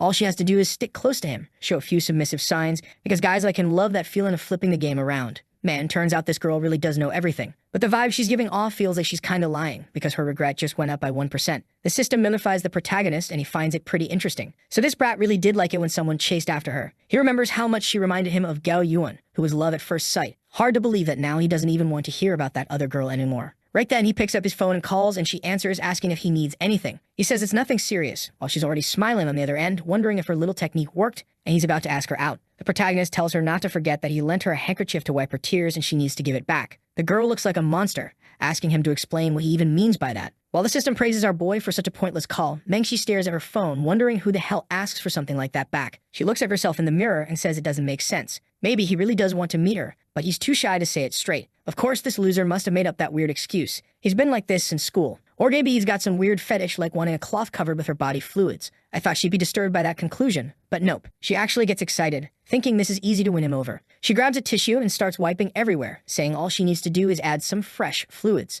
Clearly, this girl isn't all there in the head either. Then the protagonist gets another notification that her regret went up by another %. Wait, what? He just started, didn't even leave the spot, and it's already up by 2%? Felt just like when those simps were falling in love, but reversed. Damn, the protagonist says that in the end, nothing's left for the simp. It's classic beta boy stuff. Now at a cafe, he's sitting there thinking that lately the system only gives him missions involving women, and those pay way too little. He needs bigger opportunities, something more indulgent, something entrepreneurial. On his phone, he sees there's gonna be an auction for a pot that's basically a national treasure. While he's thinking it's a good idea, she shows up calling his name, and she notices right away that he's glued to that auction stream, which is something she actually loves watching. She immediately sits down, putting everything she's got on the table, apologizing for making him wait so long. She pulls a small box out of her pocket and says, here it is. The protagonist asks why she's so dressed up. She doesn't seriously think he likes her, does she? She's even rocking that natural makeup look with glossy lips. Besides, he only asked her to give back the handkerchiefs, so why the box? Mengxi tells him not to get the wrong idea. She didn't get dressed up for him. Plus, she says she only put on a little light makeup.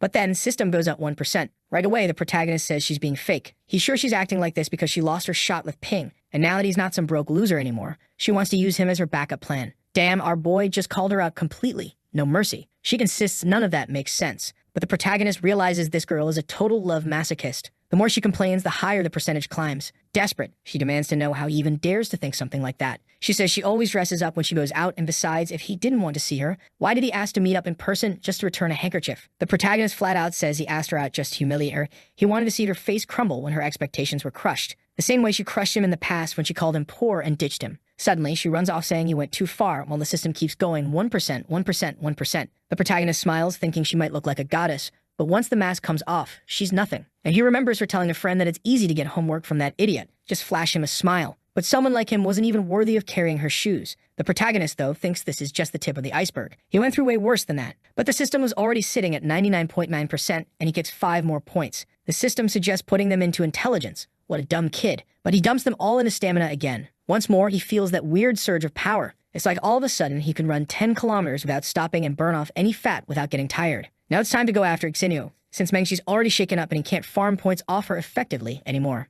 Next day, our boy shows up for his first official workout. Look at him hitting the bench press, asking them to load up more weight. The trainer says, "Kid, listen, you're just starting out here at the gym. We focus on progression. You're gonna hurt yourself." The protagonist thinks, this guy really thinks I'm weak. All right, old man, do this for me. Put 150 on the bar. The trainer's all freaked out, saying, "Man, you're trying to die. If that bar drops on your head and snaps you in half, I'm out of a job. That's hard even for me." So the protagonist tells him to put 200 kilos instead. He just wants to test it, see how it feels. After getting all those points, he doesn't think it's that big of a deal. But the trainer's starting to lose his cool because the protagonist even pats his stomach and asks if he's scared he won't be able to help him. And honestly, the trainer's being a pretty nice guy here. The kid's basically asking to die, but the trainer's still being professional, even pointing to a fat guy across the room struggling with 200 kilos on his back doing squats. You won't handle that, kid. But the protagonist just asks if that's fear talking or if he's just refusing to help. Weirdly, the trainer almost collapses right there. And he's thinking he's screwed. He got the worst kind of student, the kind that always gets hurt and causes trouble for the coach. Right at that moment, Terran shows up asking what's going on. The chubby guy's busy staring at Terran's girlfriend's butt, by the way, burning holes into it.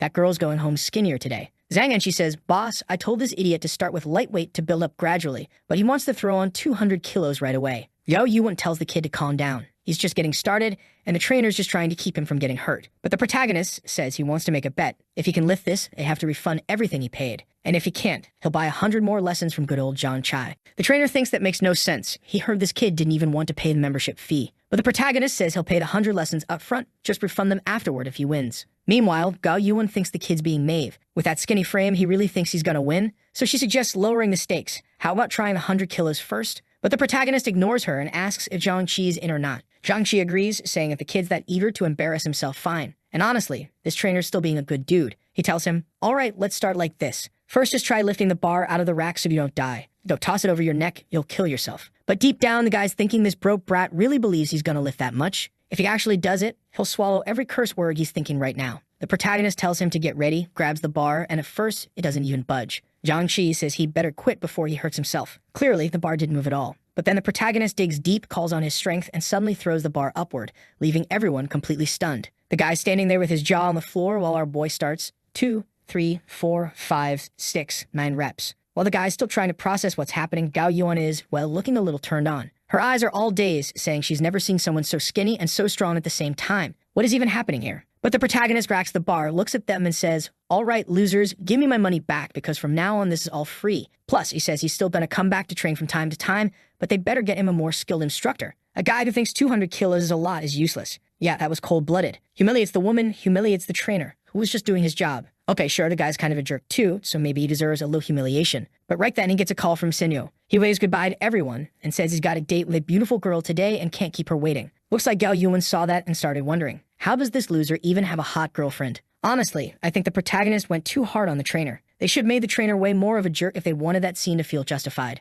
Like have him shove him, knock him down, step on his head, then humiliate him. That I could get behind. But the guy was literally just doing his job. Anyway, not every human is perfect, and now our boy's at the restaurant with Xinyu, who's glowing and saying she's excited to finally thank him for everything he did for her. But he's playing it cool, looking disinterested, and she's left wondering why he's acting so cold. He rejected her before, but accepted this time, so maybe she actually has a shot? She doesn't really get it. Then he explains that the company he used to work for lost a bunch of streamers and sponsors. Things over there are bad. Their monthly earnings dropped to 1/10 of what they used to be, and people who used to make 100,000 a month are now taking home like 3,000. The girls don't even want to work there anymore. And what's worse is that the company's forcing them into terrible situations, basically pushing them to quit so they have to pay out their own termination fees so the company can recoup some of the losses. She didn't know what else to do, was practically starving when she met Wenqing, but that guy turned out to be even worse. She was lucky she ran into someone as incredible as him. The protagonist, though, thinks it doesn't matter how sincere her gratitude is. Right now it's useless, because this isn't the kind of regret he's after. Then he tells the students to pay attention because the lesson on how to deal with her is simple. He's going to make her believe the opportunity she's been waiting for is finally here, and at the last moment he's going to snatch it away. She'll get anxious and want it more and more while he makes sure other people she knows are the ones who actually get those opportunities. In the end, she'll realize it was her own past actions that caused this and be completely crushed. All right, protagonist, but how exactly you come out ahead here? What's your endgame, man? Tell us. Then he tells her it was nothing big, and that he called her there because he needs her help with something. She immediately lights up and says if it's something she can do, she will. Perfect moment, right? But instead of flirting, the boy goes straight for business. He tells her his company has a lot of new streamers starting out, but they really need someone experienced to serve as a mentor. He says he needs someone like her, but then suddenly cuts himself off, saying he's got a call to take. He answers and tells her to wait, then says they'll talk later. Damn, that's cold. I actually felt bad for her. She just said she was practically starving, and he tells her he's got the job she's been wanting. But right at the last second, he walks away, leaving her all happy for nothing. Brutal. People who struggle under capitalism know exactly how painful that feels. Then he sees that she posted on social media saying her luck has finally turned. She never imagined she'd find a boss who would treat her so well. Finally, she could work hard and make money. This poor girl is about to be completely crushed, while the protagonist sees her regret shoot up by 5% and thinks everything's under control. Then the scene shifts to Xinyo's house. King, the blonde from the very beginning, also left the company, paid $2 million in penalties, but ended up joining our boy's side. And Xinyo is sure she'll probably be next. That makes her a little sad because it proves she should have gotten close to wine earlier. She'd be competing with Gao Wen right now, not with King. Then the scene switches to the cat company's office. When she arrives there, the other streamers are weirdly looking at her and telling her to just get out of there. She's confused, and right then the boss opens the door and calls Xinyo inside. In the office, he immediately accuses her of trying to seduce one of the investors' men, and now that woman is furious. And Xinyo is the one who's going to take the blame. She says that makes no sense, that it was the boss who told her to go after Wencheng in the first place. But he slams his hand on the desk and says he doesn't care what he told her. He wants results. If she can't pay for this, her contract penalty to leave the company will be doubled, and she'll be stuck there forever paying everything off. The poor girl is too stunned to even react, while the boss tells her to get out of his office. As soon as she steps outside, she sees a bunch of women packing boxes and asks what's going on. One of her friends says it's obvious, everyone's leaving. Naturally, they're all going to Dujin, because even with the penalty to leave, it's still worth it compared to what they'll earn there. One of her friends who joined that company in its first month already managed to buy an apartment with the donations she got from her new boss. That guy is apparently super generous. Totally different from this failing cat platform that no one wants to be part of anymore. Right then, Xinyo realizes this place is a sinking ship and she's not going down with it. Honestly, I thought the girl was a bit cruel, but her friend tells her this place is doomed and even offers to recommend her to Dujin if she wants. Xinyo decides it's really not worth staying. Even if they doubled her penalty, she's gone. Only in Manhwas do they do this thing where the guy goes, I'm doubling the penalty, and she's like, oh no, it's doubled. What's next? He triples it. No. She remembers that Wang told her he believes in her and values her skills. She's sure he's a businessman, and even though they had conflicts in the past, everything will work out if she proves she'll be a good employee. But then a whole week passes, and at a cafe, someone tells her she's definitely qualified. But unfortunately, so many streamers have changed careers to Dujin lately that they aren't accepting anyone new. Right then, she falls apart inside, wondering how she's supposed to survive now. She paid all those fees to escape that cursed company, and now no one will hire her. At that moment, the protagonist is just chilling in his chair when her regret spikes another 20%. And judging by the comments, everyone's thinking the same as me. He's going way too hard on the redhead. She wasn't even one of the worst ones. All she ever did was call him poor, which he technically was at the time. But our boy is out here like Buzz Lightyear of humiliation, to infinity and beyond. The poor girl is at home, sitting there with fishnet stockings wrapped around her thighs. Damn, what a sight. Texting our boy on WhatsApp, asking if they can talk about that job opening he mentioned before. But he tells her King already joined at Blonde from earlier, so forget it. She still insists, even sending a picture of a cute kitten winking at him, saying she just paid off the penalty to break her contract and that she used to be a top-performing streamer. So what about it? Does she still have a chance? He tells her that maybe she does have a shot. She just needs to talk to the recruitment team over there and see what happens. She'll probably do fine. But 5 days ago was when she found out all the positions were full and she asked if he can help her. 3 days ago, she messages again asking if he's there. 2 days ago, she asks if he's too busy. 1 day ago, she calls for him again and he apologizes, saying he had a lot going on. She invites him to grab a meal together, but once again, he ignores her. At that moment, the poor girl is thinking that if she had broken her contract back when he first opened his company, she wouldn't be in this mess now. But now she's screwed. Her house is mortgaged. That's how she managed to pay the penalty to leave her company. She has no source of income, no way to eat. She's got 800 yuan in her account, and she's already imagining that her old boss won't take her back since she tried to join Dujin and failed. On top of that, he'll probably make sure she can't get into any other company either. Blacklist her completely. She's crying in despair while imagining him still threatening her. But that whole thing was just in her head, and now she's left wondering what she's actually going to do. Then Slime walks into our boy's room and says Xinyo reached out to her. Looks like she wants to talk to him. Even though she knows all the trouble Xinyo caused, she admits the girl really is talented. Wang says fine, since Slime is vouching for her, they can meet once. Back at the cafe, we're there again. The protagonist sees that after everything she's been through, she's completely defeated. She's got no fight left in her. She's broken, admitting that she used to be arrogant, thinking she was better than everyone else, and even believed that the protagonist would turn her into a streaming star. Now she realizes she's nothing special and nobody, not even the Mio group, wants her. She says she wanted to join Doujin, didn't even want a big salary. 10,000 a month would have been enough just to not starve. Poor girl. Somebody save her. Then Blondie raises his hand and she's confused. He tells her not to sell herself so cheap, even though they don't need more streamers. He knows how talented she is, because they've worked together before. He says he wouldn't take advantage of a girl and kick her when she's down like this. And as old colleagues, he can help her get into Doujin. The only problem is that the best spots are obviously already taken, so she'll have to start as a B-rank streamer. If she achieves enough milestones, she can level up. The girl is so beaten down that she celebrates, saying B-rank is fine, perfect, even. She agrees right away. He tells her to send her resume again, while she wonders if things would have turned out differently if she had smiled at him more back then. Outside, she's apologizing again, saying she never imagined that the person she used to humiliate the most would be the one to save her. The protagonist says it's good she finally understood, and with that, her regret shoots up another 5%, hitting 99% total. I'm pretty sure those percentages don't add up, but let's just say we didn't see all the times it ticked up. The protagonist busy farming aura, saying that in this life, you never know pain until the knife cuts you. Another 5 points into stamina. He's celebrating, saying he feels stronger than ever. At that moment, he had reached the peak of a normal human's potential. And me? I'm still feeling bad for the poor redhead. But now he's heading back to the gym to humiliate everyone again. Honestly, I'm kinda hoping poor Zhang-Chi gets roasted one more time. When he gets there, he sees Taryn training, doing squats, and says that today is the perfect chance. He tells the receptionist he's going to hit the treadmill, while Gao Yuan is already wondering if he doesn't look stronger, more energized. He even seemed taller now and his body more balanced. What's going on, girl? Taryn seems to notice something too and comes over to talk to our boy, saying he wanted a better personal trainer. So how about him? The protagonist says perfect, he's more than qualified. Then Taryn says today they'll start with cardio. How about a light run for 50 minutes? The protagonist is shocked, but Taryn tells him muscle isn't everything, you've got to have good cardio too. 50 minutes is basically the bare minimum. If he can't even handle that, he might as well quit. The protagonist says he'll try, but he's never in his life run for 50 minutes straight. Meanwhile, Taryn's thinking this punk might have good strength, but his cardio's gotta be trash. And now he's going to prove it. Since this brat's trying to embarrass him, he's going to make him suffer. While Taryn's living his best life, giving lessons to his girlfriend and grabbing every part of her he can, he notices our boy walking around with a group of baddies cheering him on. What the hell? Gao Yuan tells him he might want to pay attention, while Taryn wonders what this kid's trying to pull. The girls are all circling around our boy, asking if they're allowed to look at his body. How did he get muscles that define imperfect? He really was strong, and the girls are practically drooling over him. They completely lost it, practically nosebleeding. At that moment, Taryn turns to his girlfriend and asks if she's okay. But come on, Taryn, what did you expect? I mean, yeah, she bought him a whole gym and everything, still trains with him, touching him all over. So yeah, it's hard to blame the guy for being with someone like that. Then the protagonist notices her regret jumped 10%, just as he thought, for her physical appearance was what mattered most.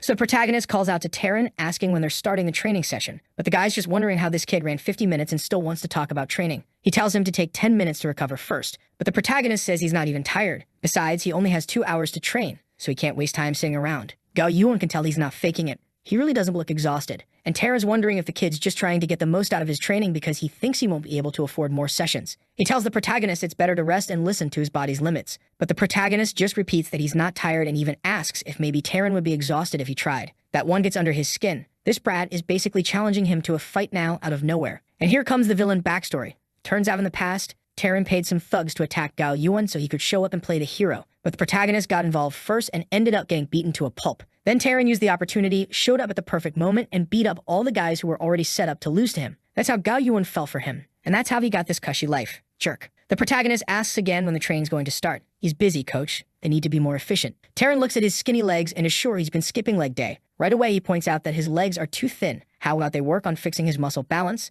The protagonist thinks about it for a moment and agrees, saying that does sound important. Taryn puts his hand on his shoulder and says they're heading to the equipment room. His plan is to make the protagonist scream in pain and despair, to completely shatter his masculinity and composure. From a distance, Gao Yuan is watching and thinking that, yeah, the kid really does have skinny little legs. He doesn't stand a chance compared to Taryn. But a little while later, Taryn's got a shocked look on his face. The protagonist asks if these machines have some kind of different weight setting, because he's already trained on 3 of them for a long time and still doesn't feel anything. Taryn can't believe it, while his girlfriend's regret shoots up by another 30%. The protagonist is thrilled. Things are moving way faster than he expected. And right then, the girl comes bouncing out from Taryn's side, happily asking if he's coming to train again tomorrow. Ouch, those words hit harder than a punch to the face. And if that wasn't enough, she asks for our boy's number. Oh my god, this girl has no mercy for poor Taryn standing right there. Nothing left for the beta without a system. So she scans his QR code and our boy leaves, while Taryn just stands there staring at the smile on her face. He's wondering why she's giving him that seductive smile and why she took his number. Right then, he grabs her arm and demands to know why she added him as a friend. She says he's an important client. After all, he bought a bunch of lessons, so she needs to expand her business. Yeah, sure. Sounds like she's trying to expand something else too. Terrence snaps, yelling that he's not some important client, but she tells him to calm down. What is he jealous she likes Wong? He says the problem isn't her. It's the guy who's been hitting on her all this time. But she flips it on him, saying that apparently he has no confidence in himself and is just being passive-aggressive. And the poor guy's left standing there, completely lost, while she waves goodbye. Meanwhile, the protagonist gets home and sees her regret go up another 5%. Now all he has to do is sit back and wait for Taryn to keep making mistake after mistake, while that regret meter just climbs higher and higher. He's already lit the flame of comparison between the two of them. He doesn't even have to do much anymore. There's a Chinese saying that sometimes doing nothing is better than doing everything. Then Mengshi calls him. If I'm not mistaken, that's the other blonde, the one who looks like Gao Yuan. She wants to know if he's free tonight, but he says, nope, I'm busy, unless it's something really important. She says she just wanted to invite him out to eat. So yeah, basically a date. But our boy, he says having dinner with her these days is meaningless. The moment he says that, he stares at his phone waiting to see if that last 1% will tick up and hit 100, but nothing happens. Meanwhile, Mengshi's in shock that he just hung up on her like that. She stands up and someone tells her to wait until they finish doing her hair, but she replies that nothing matters anymore. Back in her house, the door opens and she throws herself onto the bed, shouting that she hates that bastard Wang. Meanwhile, at our boy's company, he sneezes, probably from all the hate she's radiating, and asks what those files are. Goen explains she's been doing the charity research he asked for. When he opens the book, he tells her to sign them up for the cultural treasures of Xiasheng. She mentions that celebrities will be there, and here comes the classic patriotic moment. Oh, we're going to participate in this auction and reclaim our relics for Chinese pride. What's with these people, honestly? Then she leaves the room and the protagonist gets another call from Mengshi, but he just hangs up again. The poor girl can't believe he really doesn't even want to talk to her. She's wondering if she said something wrong, why the guy who used to chase her is now acting like this. It's so frustrating. She has no clue what he's thinking. She sits on her huge bed, wondering if she just lost her only chance. The protagonist keeps getting calls from her and even adds her contact with a note. Just one extra bonus point. Right then, he's arriving at the gym, while the poor girl spent the whole night trying to call him and couldn't get through. Her twin sister asks, why did you take so long? He just says, I had better things to do.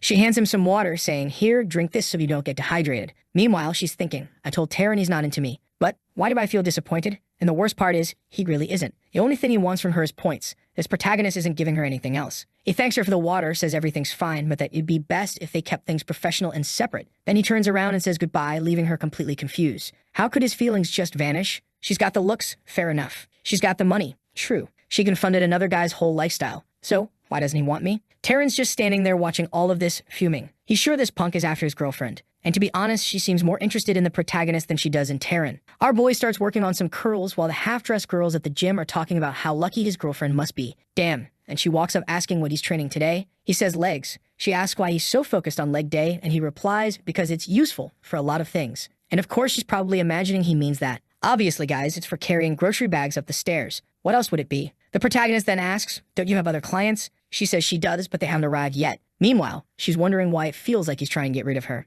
Then Taryn's hand slides around her waist, while he's thinking that this punk is about to see that only he gets to touch that little waist. Bastard. But she's not happy about it and tells him to respect the workplace. Taryn tries to argue that it's normal between them, but she pushes him hard in the chest and says they need to separate their relationship from the gym. Her regret jumps another 5%. Our boy just says they can deal with their little drama themselves. Just as he thought, he doesn't even have to do anything. Just being there is enough to make Taryn dig his own grave. And Taryn's there holding onto the most loyal girlfriend in China, asking if she's on her period. She gets mad, telling him to stop talking about that in front of everyone. He tries to apologize, but she storms off, telling him not to talk to her anymore because she's tired of him always bothering her. Taryn's devastated, but of course he assumes it must have been something Wang said that ruined things for him. At that point, he calls his crew, saying he needs backup. Today's the day he's going to blow off some steam. When the protagonist finishes training, she comes back all excited again, saying they should go out for dinner sometime and relive their old school days. Wang wonders whether he should turn her down or not. Maybe it wouldn't be so bad to have dinner with his old goddess. She sees his hesitation and says that if that's the case, she'll take a quick shower and get ready. Right away, she turns around thinking that this fool must be going crazy inside,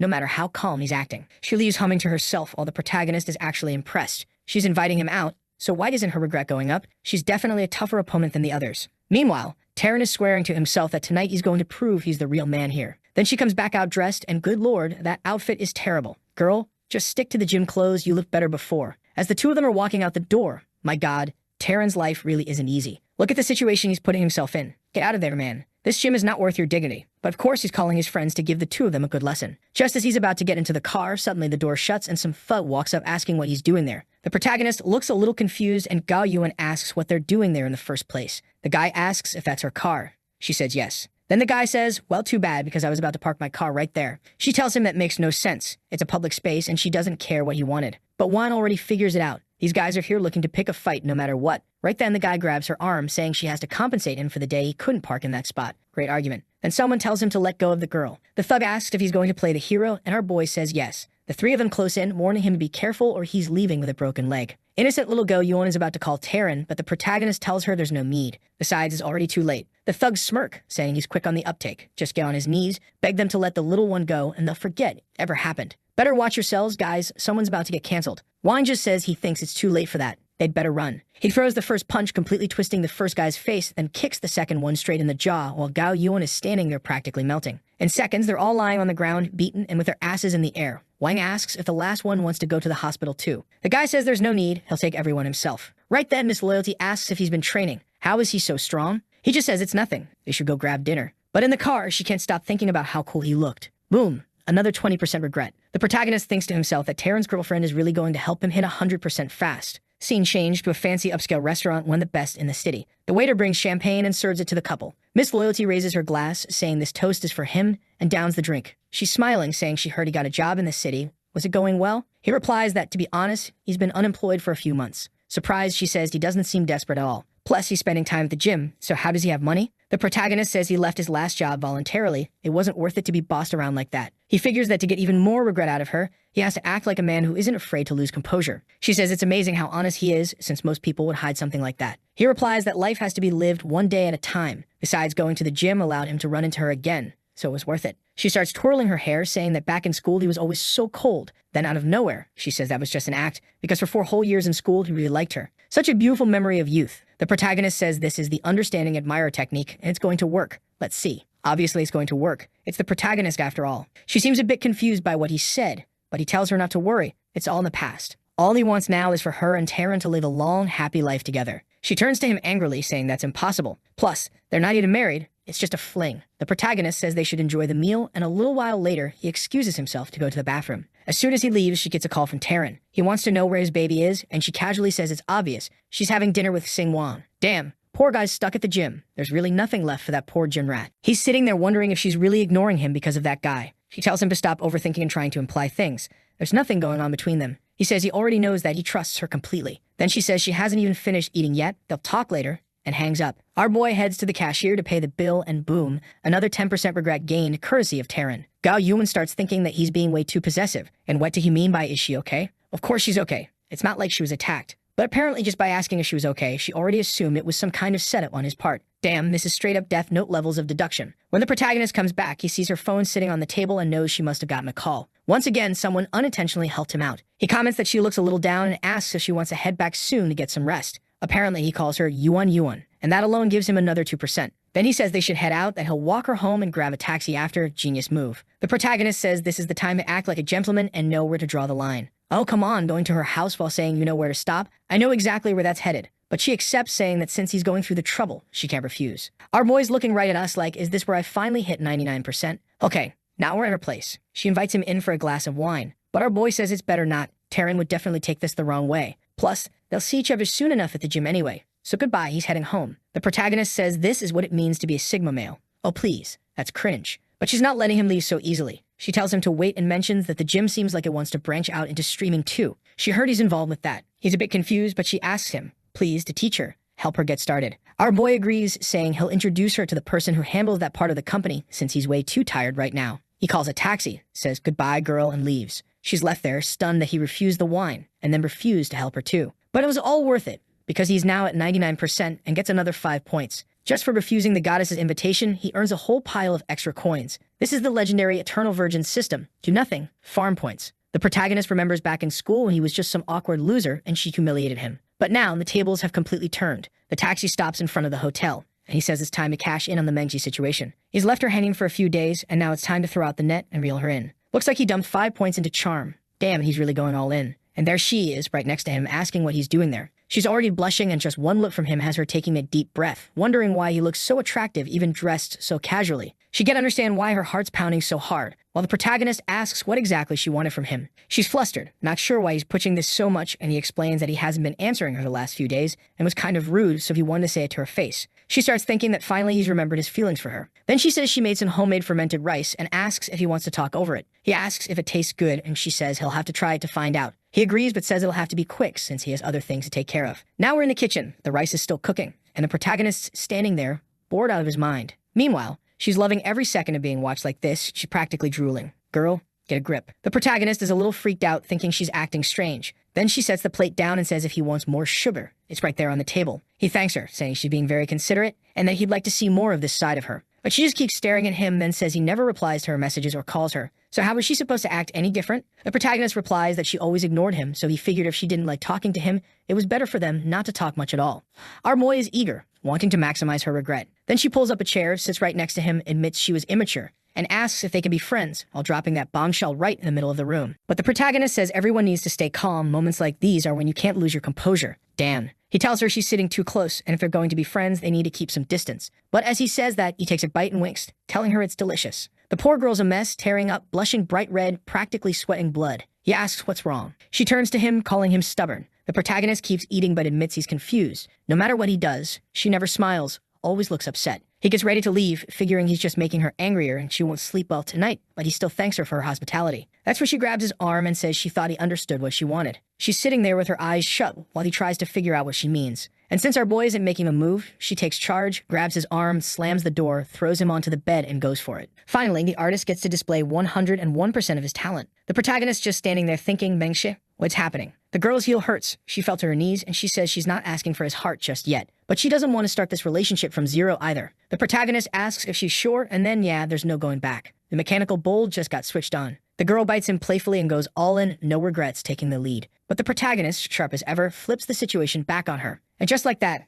after 52 chapters, Wang finally scores his goal, folks. And honestly, I don't even know if the bastard hit 100%, but he wakes up completely red-faced, thinking that even though he tried to keep his composure, his mind went totally blank. Then she wakes up asking him for a massage, and the system notifies him he's at 100%. He's just standing there admiring the system's power, wondering what's going to happen next. At the same time, he realizes that maybe to push that last percentage, he had to trigger a powerful emotion. Then he orders the system to hand over the reward for reaching 100%. The system explains that once he reaches 100%, the person starts helping him earn money. 30% of everything she makes gets converted into money for him. But since the protagonist is already loaded, he's not all that excited, though he starts wondering, what if it was with someone way richer? The system just tells him he's being arrogant. He just got his first conquest, and he's already thinking of making a list. Then he gently pats her head and says he'll be back later, and she agrees that's fine. With that, he says goodbye, thinking to himself that it really was a productive night. Now that she's basically part of his staff, he's got to make sure she works hard. Back at the company, he greets everyone good morning, and all the girls are buzzing, saying it looks like another company wants to start a full-blown fight. Slime's standing right there, saying she's the target, while the girl next to her is restless, swaying her hips side to side. Now that he knows pushing that last 1% requires something big,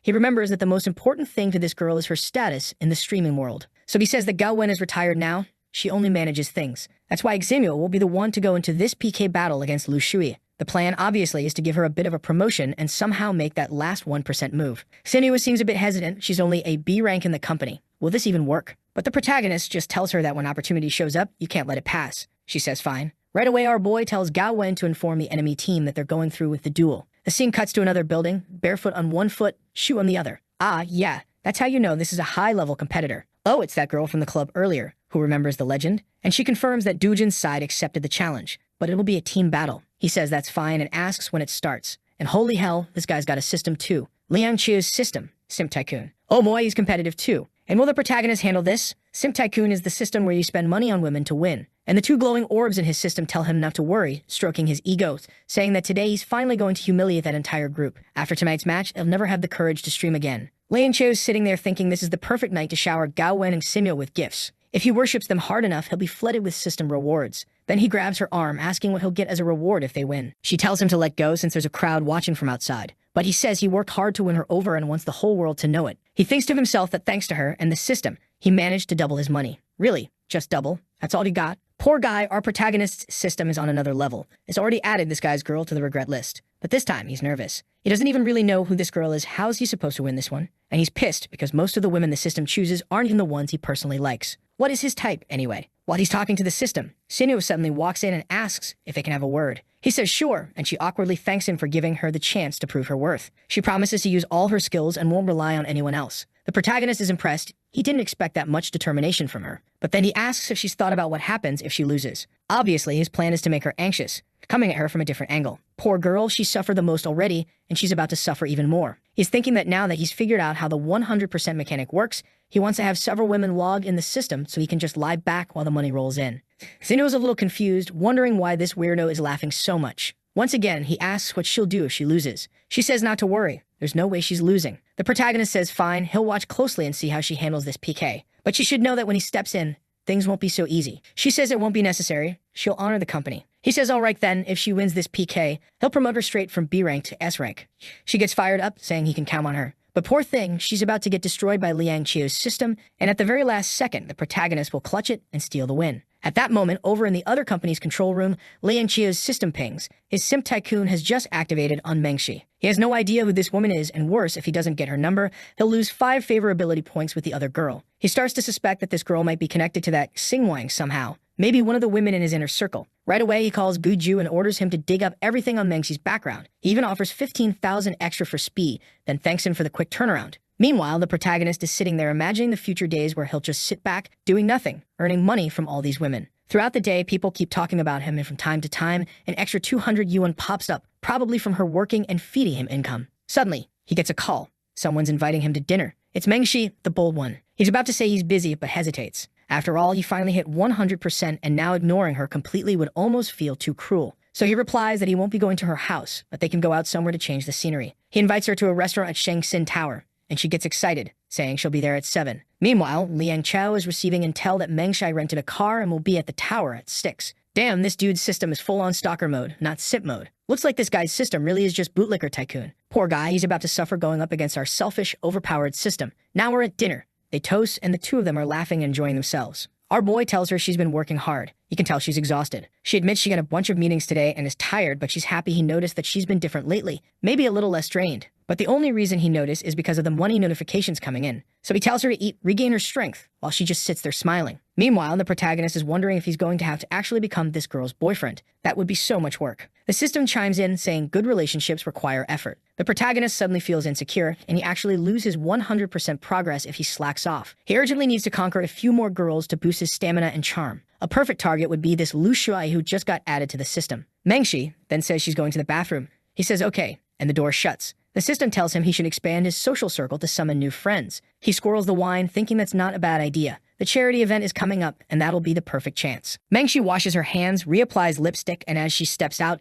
she bumps into Liang Cheo's guy, who immediately puts his hand on her waist. He apologizes, asking if she's hurt. She says she's fine, but looks confused. And this guy, all smiles, asks if they've met somewhere before. Nope, not working. She just turns and tells him he's got the wrong person, while thinking, what kind of idiot uses such a lame pickup line? Meanwhile, Liang Chao is literally having a Manhwa moment, thinking this was fate. The rich, beautiful girl humiliates the guy who seems totally average. But wait, this guy makes it into his own Manhwa too, because he signals his buddy, saying this is his chance. Time for technique number 2, it's crisis creation time. The thug calls out to Mengshi asking, hey, pretty thing all alone, add me to your contacts. But she just snaps back with a get lost, you creep. This guy thinks he's smooth, says, wow, you're sharp like a little spicy pepper. She's ready to kill this bastard, but then he grabs her arm, saying things are just getting started. But right then, Liang Chao shows up, saying the hero has arrived. He shoves the guy and asks if he's not going to respect what the lady said. Seriously, everyone in this story is garbage. The thug asks if he's crazy. Doesn't he know who he's dealing with? He's the president of the Tian Cheng group. Liang Chao just says he doesn't care who the guy is. A real man never hurts a woman. But from the look on Mengxi's face, she's not buying it. She finds the whole situation weird.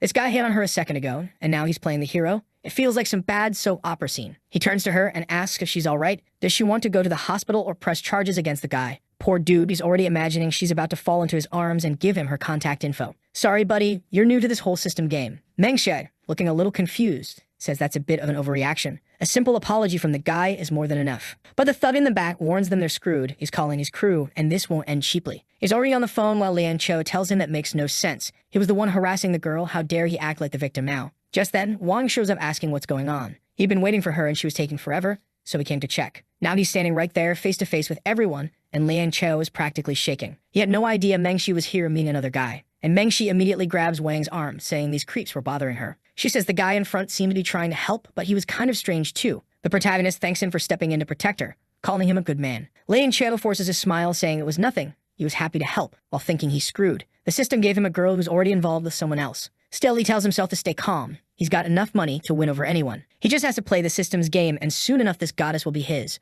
Juan asks the thug if his buddies are going to show up soon, as the food's getting cold. He just wants to know if he can eat first. Mengshi is impressed by how calm he is, which makes her like him even more. And Liang Chao, at least not completely stupid, realizes that if he keeps pushing now, it'll only make her hate him more. So he says that since the two of them are safe, he'll leave them alone. As he walks past, he tells Wang to learn when to walk away. But Wang seems to have noticed everything. He knows plenty of people are watching Mengshi, considering the goddess status she has. Then Liang Chao turns back and says that since she already has a man, he just wasted his time and is leaving. But Wang stops him and says his performance was good. What theater does he act for? The guy looks confused, asking what theater he's talking about. And while he's wondering if Wang figured it out, Wang tells him to drop the act. He knows this fake hero routine. Mengshi realizes her suspicions were right. Liang Cho ignores him, saying he's a businessman and has no time to waste with trash like him, then turns to leave. But Wang suddenly says he'll pay 10 times the amount. The guy hesitates, asking what he means. Our boy says that a smart man never lets a chance like this slip away. Meanwhile, in the parking lot, Liang Cho gets into his car, fuming. He's pissed that this detective plan was useless and only messed everything up. Then his system warns him he's got only 4 hours left before the mission deadline. He better hustle. Damn, so his system punishes him if he fails to win her over. He's pounding the steering wheel, saying he's screwed. There's no way this is working out now. Not after all that. He decides he doesn't care about the system anymore. He'll take the 5-point penalty. What matters is he'll make money off other women eventually anyway. Scene shift to Mengshi's house. And like they say in soccer, after the first goal, every goal gets easier. Yeah, there's even a little drool there. She had to be censored with the Puritan seal because she was being way too bold. Damn, I thought the next chapter would jump straight to the morning, but no. Our protagonist, they're covering her up, asking what she's doing. Girl's just sitting there confused. Like, what does he mean what she's doing? It's pretty damn obvious, you idiot. He says she doesn't have to thank him that way, but she snaps back with a no way and dives right in again. The protagonist wants to back off to escape, but this game has no system to save him. He's defeated easily. Champagne practically pops in the house next door, but you can tell something's going down over here too. Next day in the streamer room, Gao Wen tells Xinyu to get ready. Today she has the advantage, and she has to show the company's strength. Win or lose, it doesn't matter. What matters is proving her experience and honoring everyone watching. Xinyu says she understands. Then Gao Wen steps into our boy's office, asking if everything's ready. She says yes, everything's set. The flights are in 2 days and multiple 5-star hotels have been confirmed. The protagonist thanks her and then says, come here, take a look at this monitor. How do you think we take down this chick right here? Gao Wen looks confused. On the screen is Lu Shui. The protagonist explains that this woman targeted her at the bar that time and now she's attacking the company. There's no way he's letting that slide. But Gao Wen says that'll actually be easy. She explains Lu Shui only bows to 2 things, money and a man who's in control. For her, there's nothing better than a guy with loads of cash and an aura that leaves her with no options. And our boy just sits there thinking money's the easy part. But how the hell am I supposed to be dominant? I'm a gentleman, I'm chill. How do I even act like that? This is gonna be awkward. Wait, wasn't it? In 2 days? But now Gao Wen says the live battle starts in 2 minutes. The protagonist says he's excited. Xinyu takes a deep breath and starts her live stream. She's all in, total tryhard mode, giving her life to this PK. She greets everyone, saying they must all be excited for this epic showdown. She throws her elbow in the air and donations are already flooding in. Someone just dropped $1 million. You can tell what these guys like. Meanwhile, at the other company, Lu Shui senses that Boss Liang's acting a little weird today. She turns on her stream too, immediately telling her viewers that tonight's live will be full of surprises. The protagonist sees this and thinks, all right, tonight I'm really going to show what I can do. Then boom, the fireworks start raining down on Lu Shui. Our boy decides to pace himself, taking it slow. Lu Shui is confused. Wasn't it supposed to be Boss Liang throwing all the rockets? Something feels off. Everyone in the chat is amazed. No wonder she's so famous. She always attracts the richest whales. Is she Slime's descendant or something? An artist for real? Can we switch up the brush here? That sweat is looking weirdly thick. Lu Shui thanks everyone, wondering if this new supporter is one of the top-tier backers. She plays some music, launching into this heartfelt bit about finding a cure for cancer, ending world hunger, and developing technology to impress humanity. And while she's talking about saving the world, the rocket spam keeps raining down, and the artist brush is going wild. Meanwhile, poor Xinyu is trying hard on her side, but she looks calm, collected. Then suddenly, ships and rockets start raining on her side too. She thanks everyone, smiling gently. Turns out she's calmer than I thought. Our boy just watches both streams quietly. Then Shui suddenly turns to our boy's bathroom metaphorically, saying his username is way too modest and asking for his real name. The protagonist thinks that if she's being this sweet, then she's about to get an even bigger shower of support. But unfortunately, a moment has come. He pulls out 15 phones, all tuned to Xinhu's stream, preps his fingers, and unleashes rocket barrages 50 at a time. The artist has never worked this hard. The guy's thumbs are practically glowing red. Xinyu asks her viewers what they thought of her dance just as her entire screen gets covered in rockets. Nothing else is even visible anymore. The guys in the chat are even complaining they can't see the girl dancing anymore, and the protagonist is just sitting there wondering why they're mad at him. Even the system chimes in, telling him, stretch those fingers. I'll blow on them to cool them down. While Xinyu is tearing up with emotion, Lu Shui looks confused. She grabs her phone and sees that the broke guy must have either deleted her contact or wiped his profile. Something happened because she can't message him anymore. She tells the stream to hang on. She'll be back in 2 minutes with a new outfit. She storms past the boss's office, furious, wondering why Lang isn't spending today. And he's just sitting there, phone in hand, wondering how anyone can possibly spend that much money on this. Poor guy. His system's getting crushed. Then Lu Shui bursts in, demanding to know why he's not doing anything. He hesitates, and she snaps at him to spend more money and humiliate those guys like he always does. But his hesitation cost him. He loses 50 favorability points instantly, and now he's panicking. Because if her affection is what lets him make money, he's screwed. He explains that he's been spending like crazy, but whoever's on the other side is way too fast with their donations.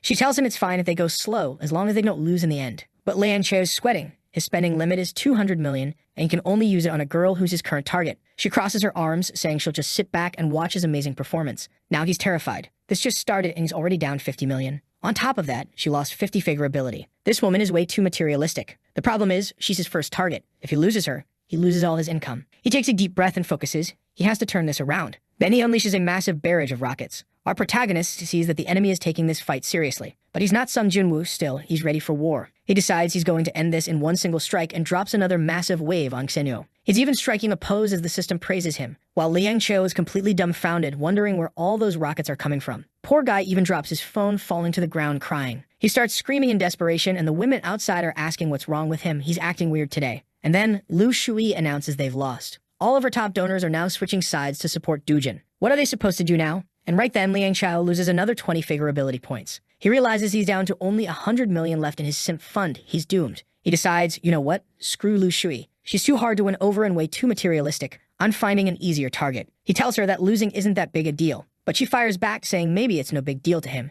But she was humiliated live in front of everyone. He replies that he spent 100 million on her. If she's still lost with that kind of help, that's on her for failing to attract anyone. That's the last straw for her. She says she gets it and storms out, saying she's done with this place. He just shrugs, saying she can leave if she wants. What, does she think she was some kind of goddess? Scene shift to our protagonist's company. Go-Wen walks in, saying she's got news that Lu Shui just left her old company. The protagonist is impressed. He knew she'd quit eventually, but not this soon. Right away, he tells Gao Wen they're taking her in and putting her to work here. Go-Wen warns that the girl has a very arrogant personality and isn't easy to deal with. But Wang just says he guarantees she'll be here before the charity auction. They just have to wait for the right moment. Go-Wen is skeptical, but since he's confident, she decides to trust him. Wang can't wait to take advantage of her while she's still broken, and the system praises him, saying he's really rubbing salt in the wound. For being so cruel, he gets rewarded with 1 yuan. Meanwhile, Lu Shui is in the elevator, furious, wondering what the hell just happened. That bastard talks so big about covering everything, and now she's been humiliated like this. She grabs her phone and sees that the guy who donated like crazy just unblocked her and tells her it's fine. Losing doesn't matter. Next time, he guarantees she'll take first place. He asks if she has any idea who he is. She's a bit confused, only remembering that he was the one who sent all those rockets.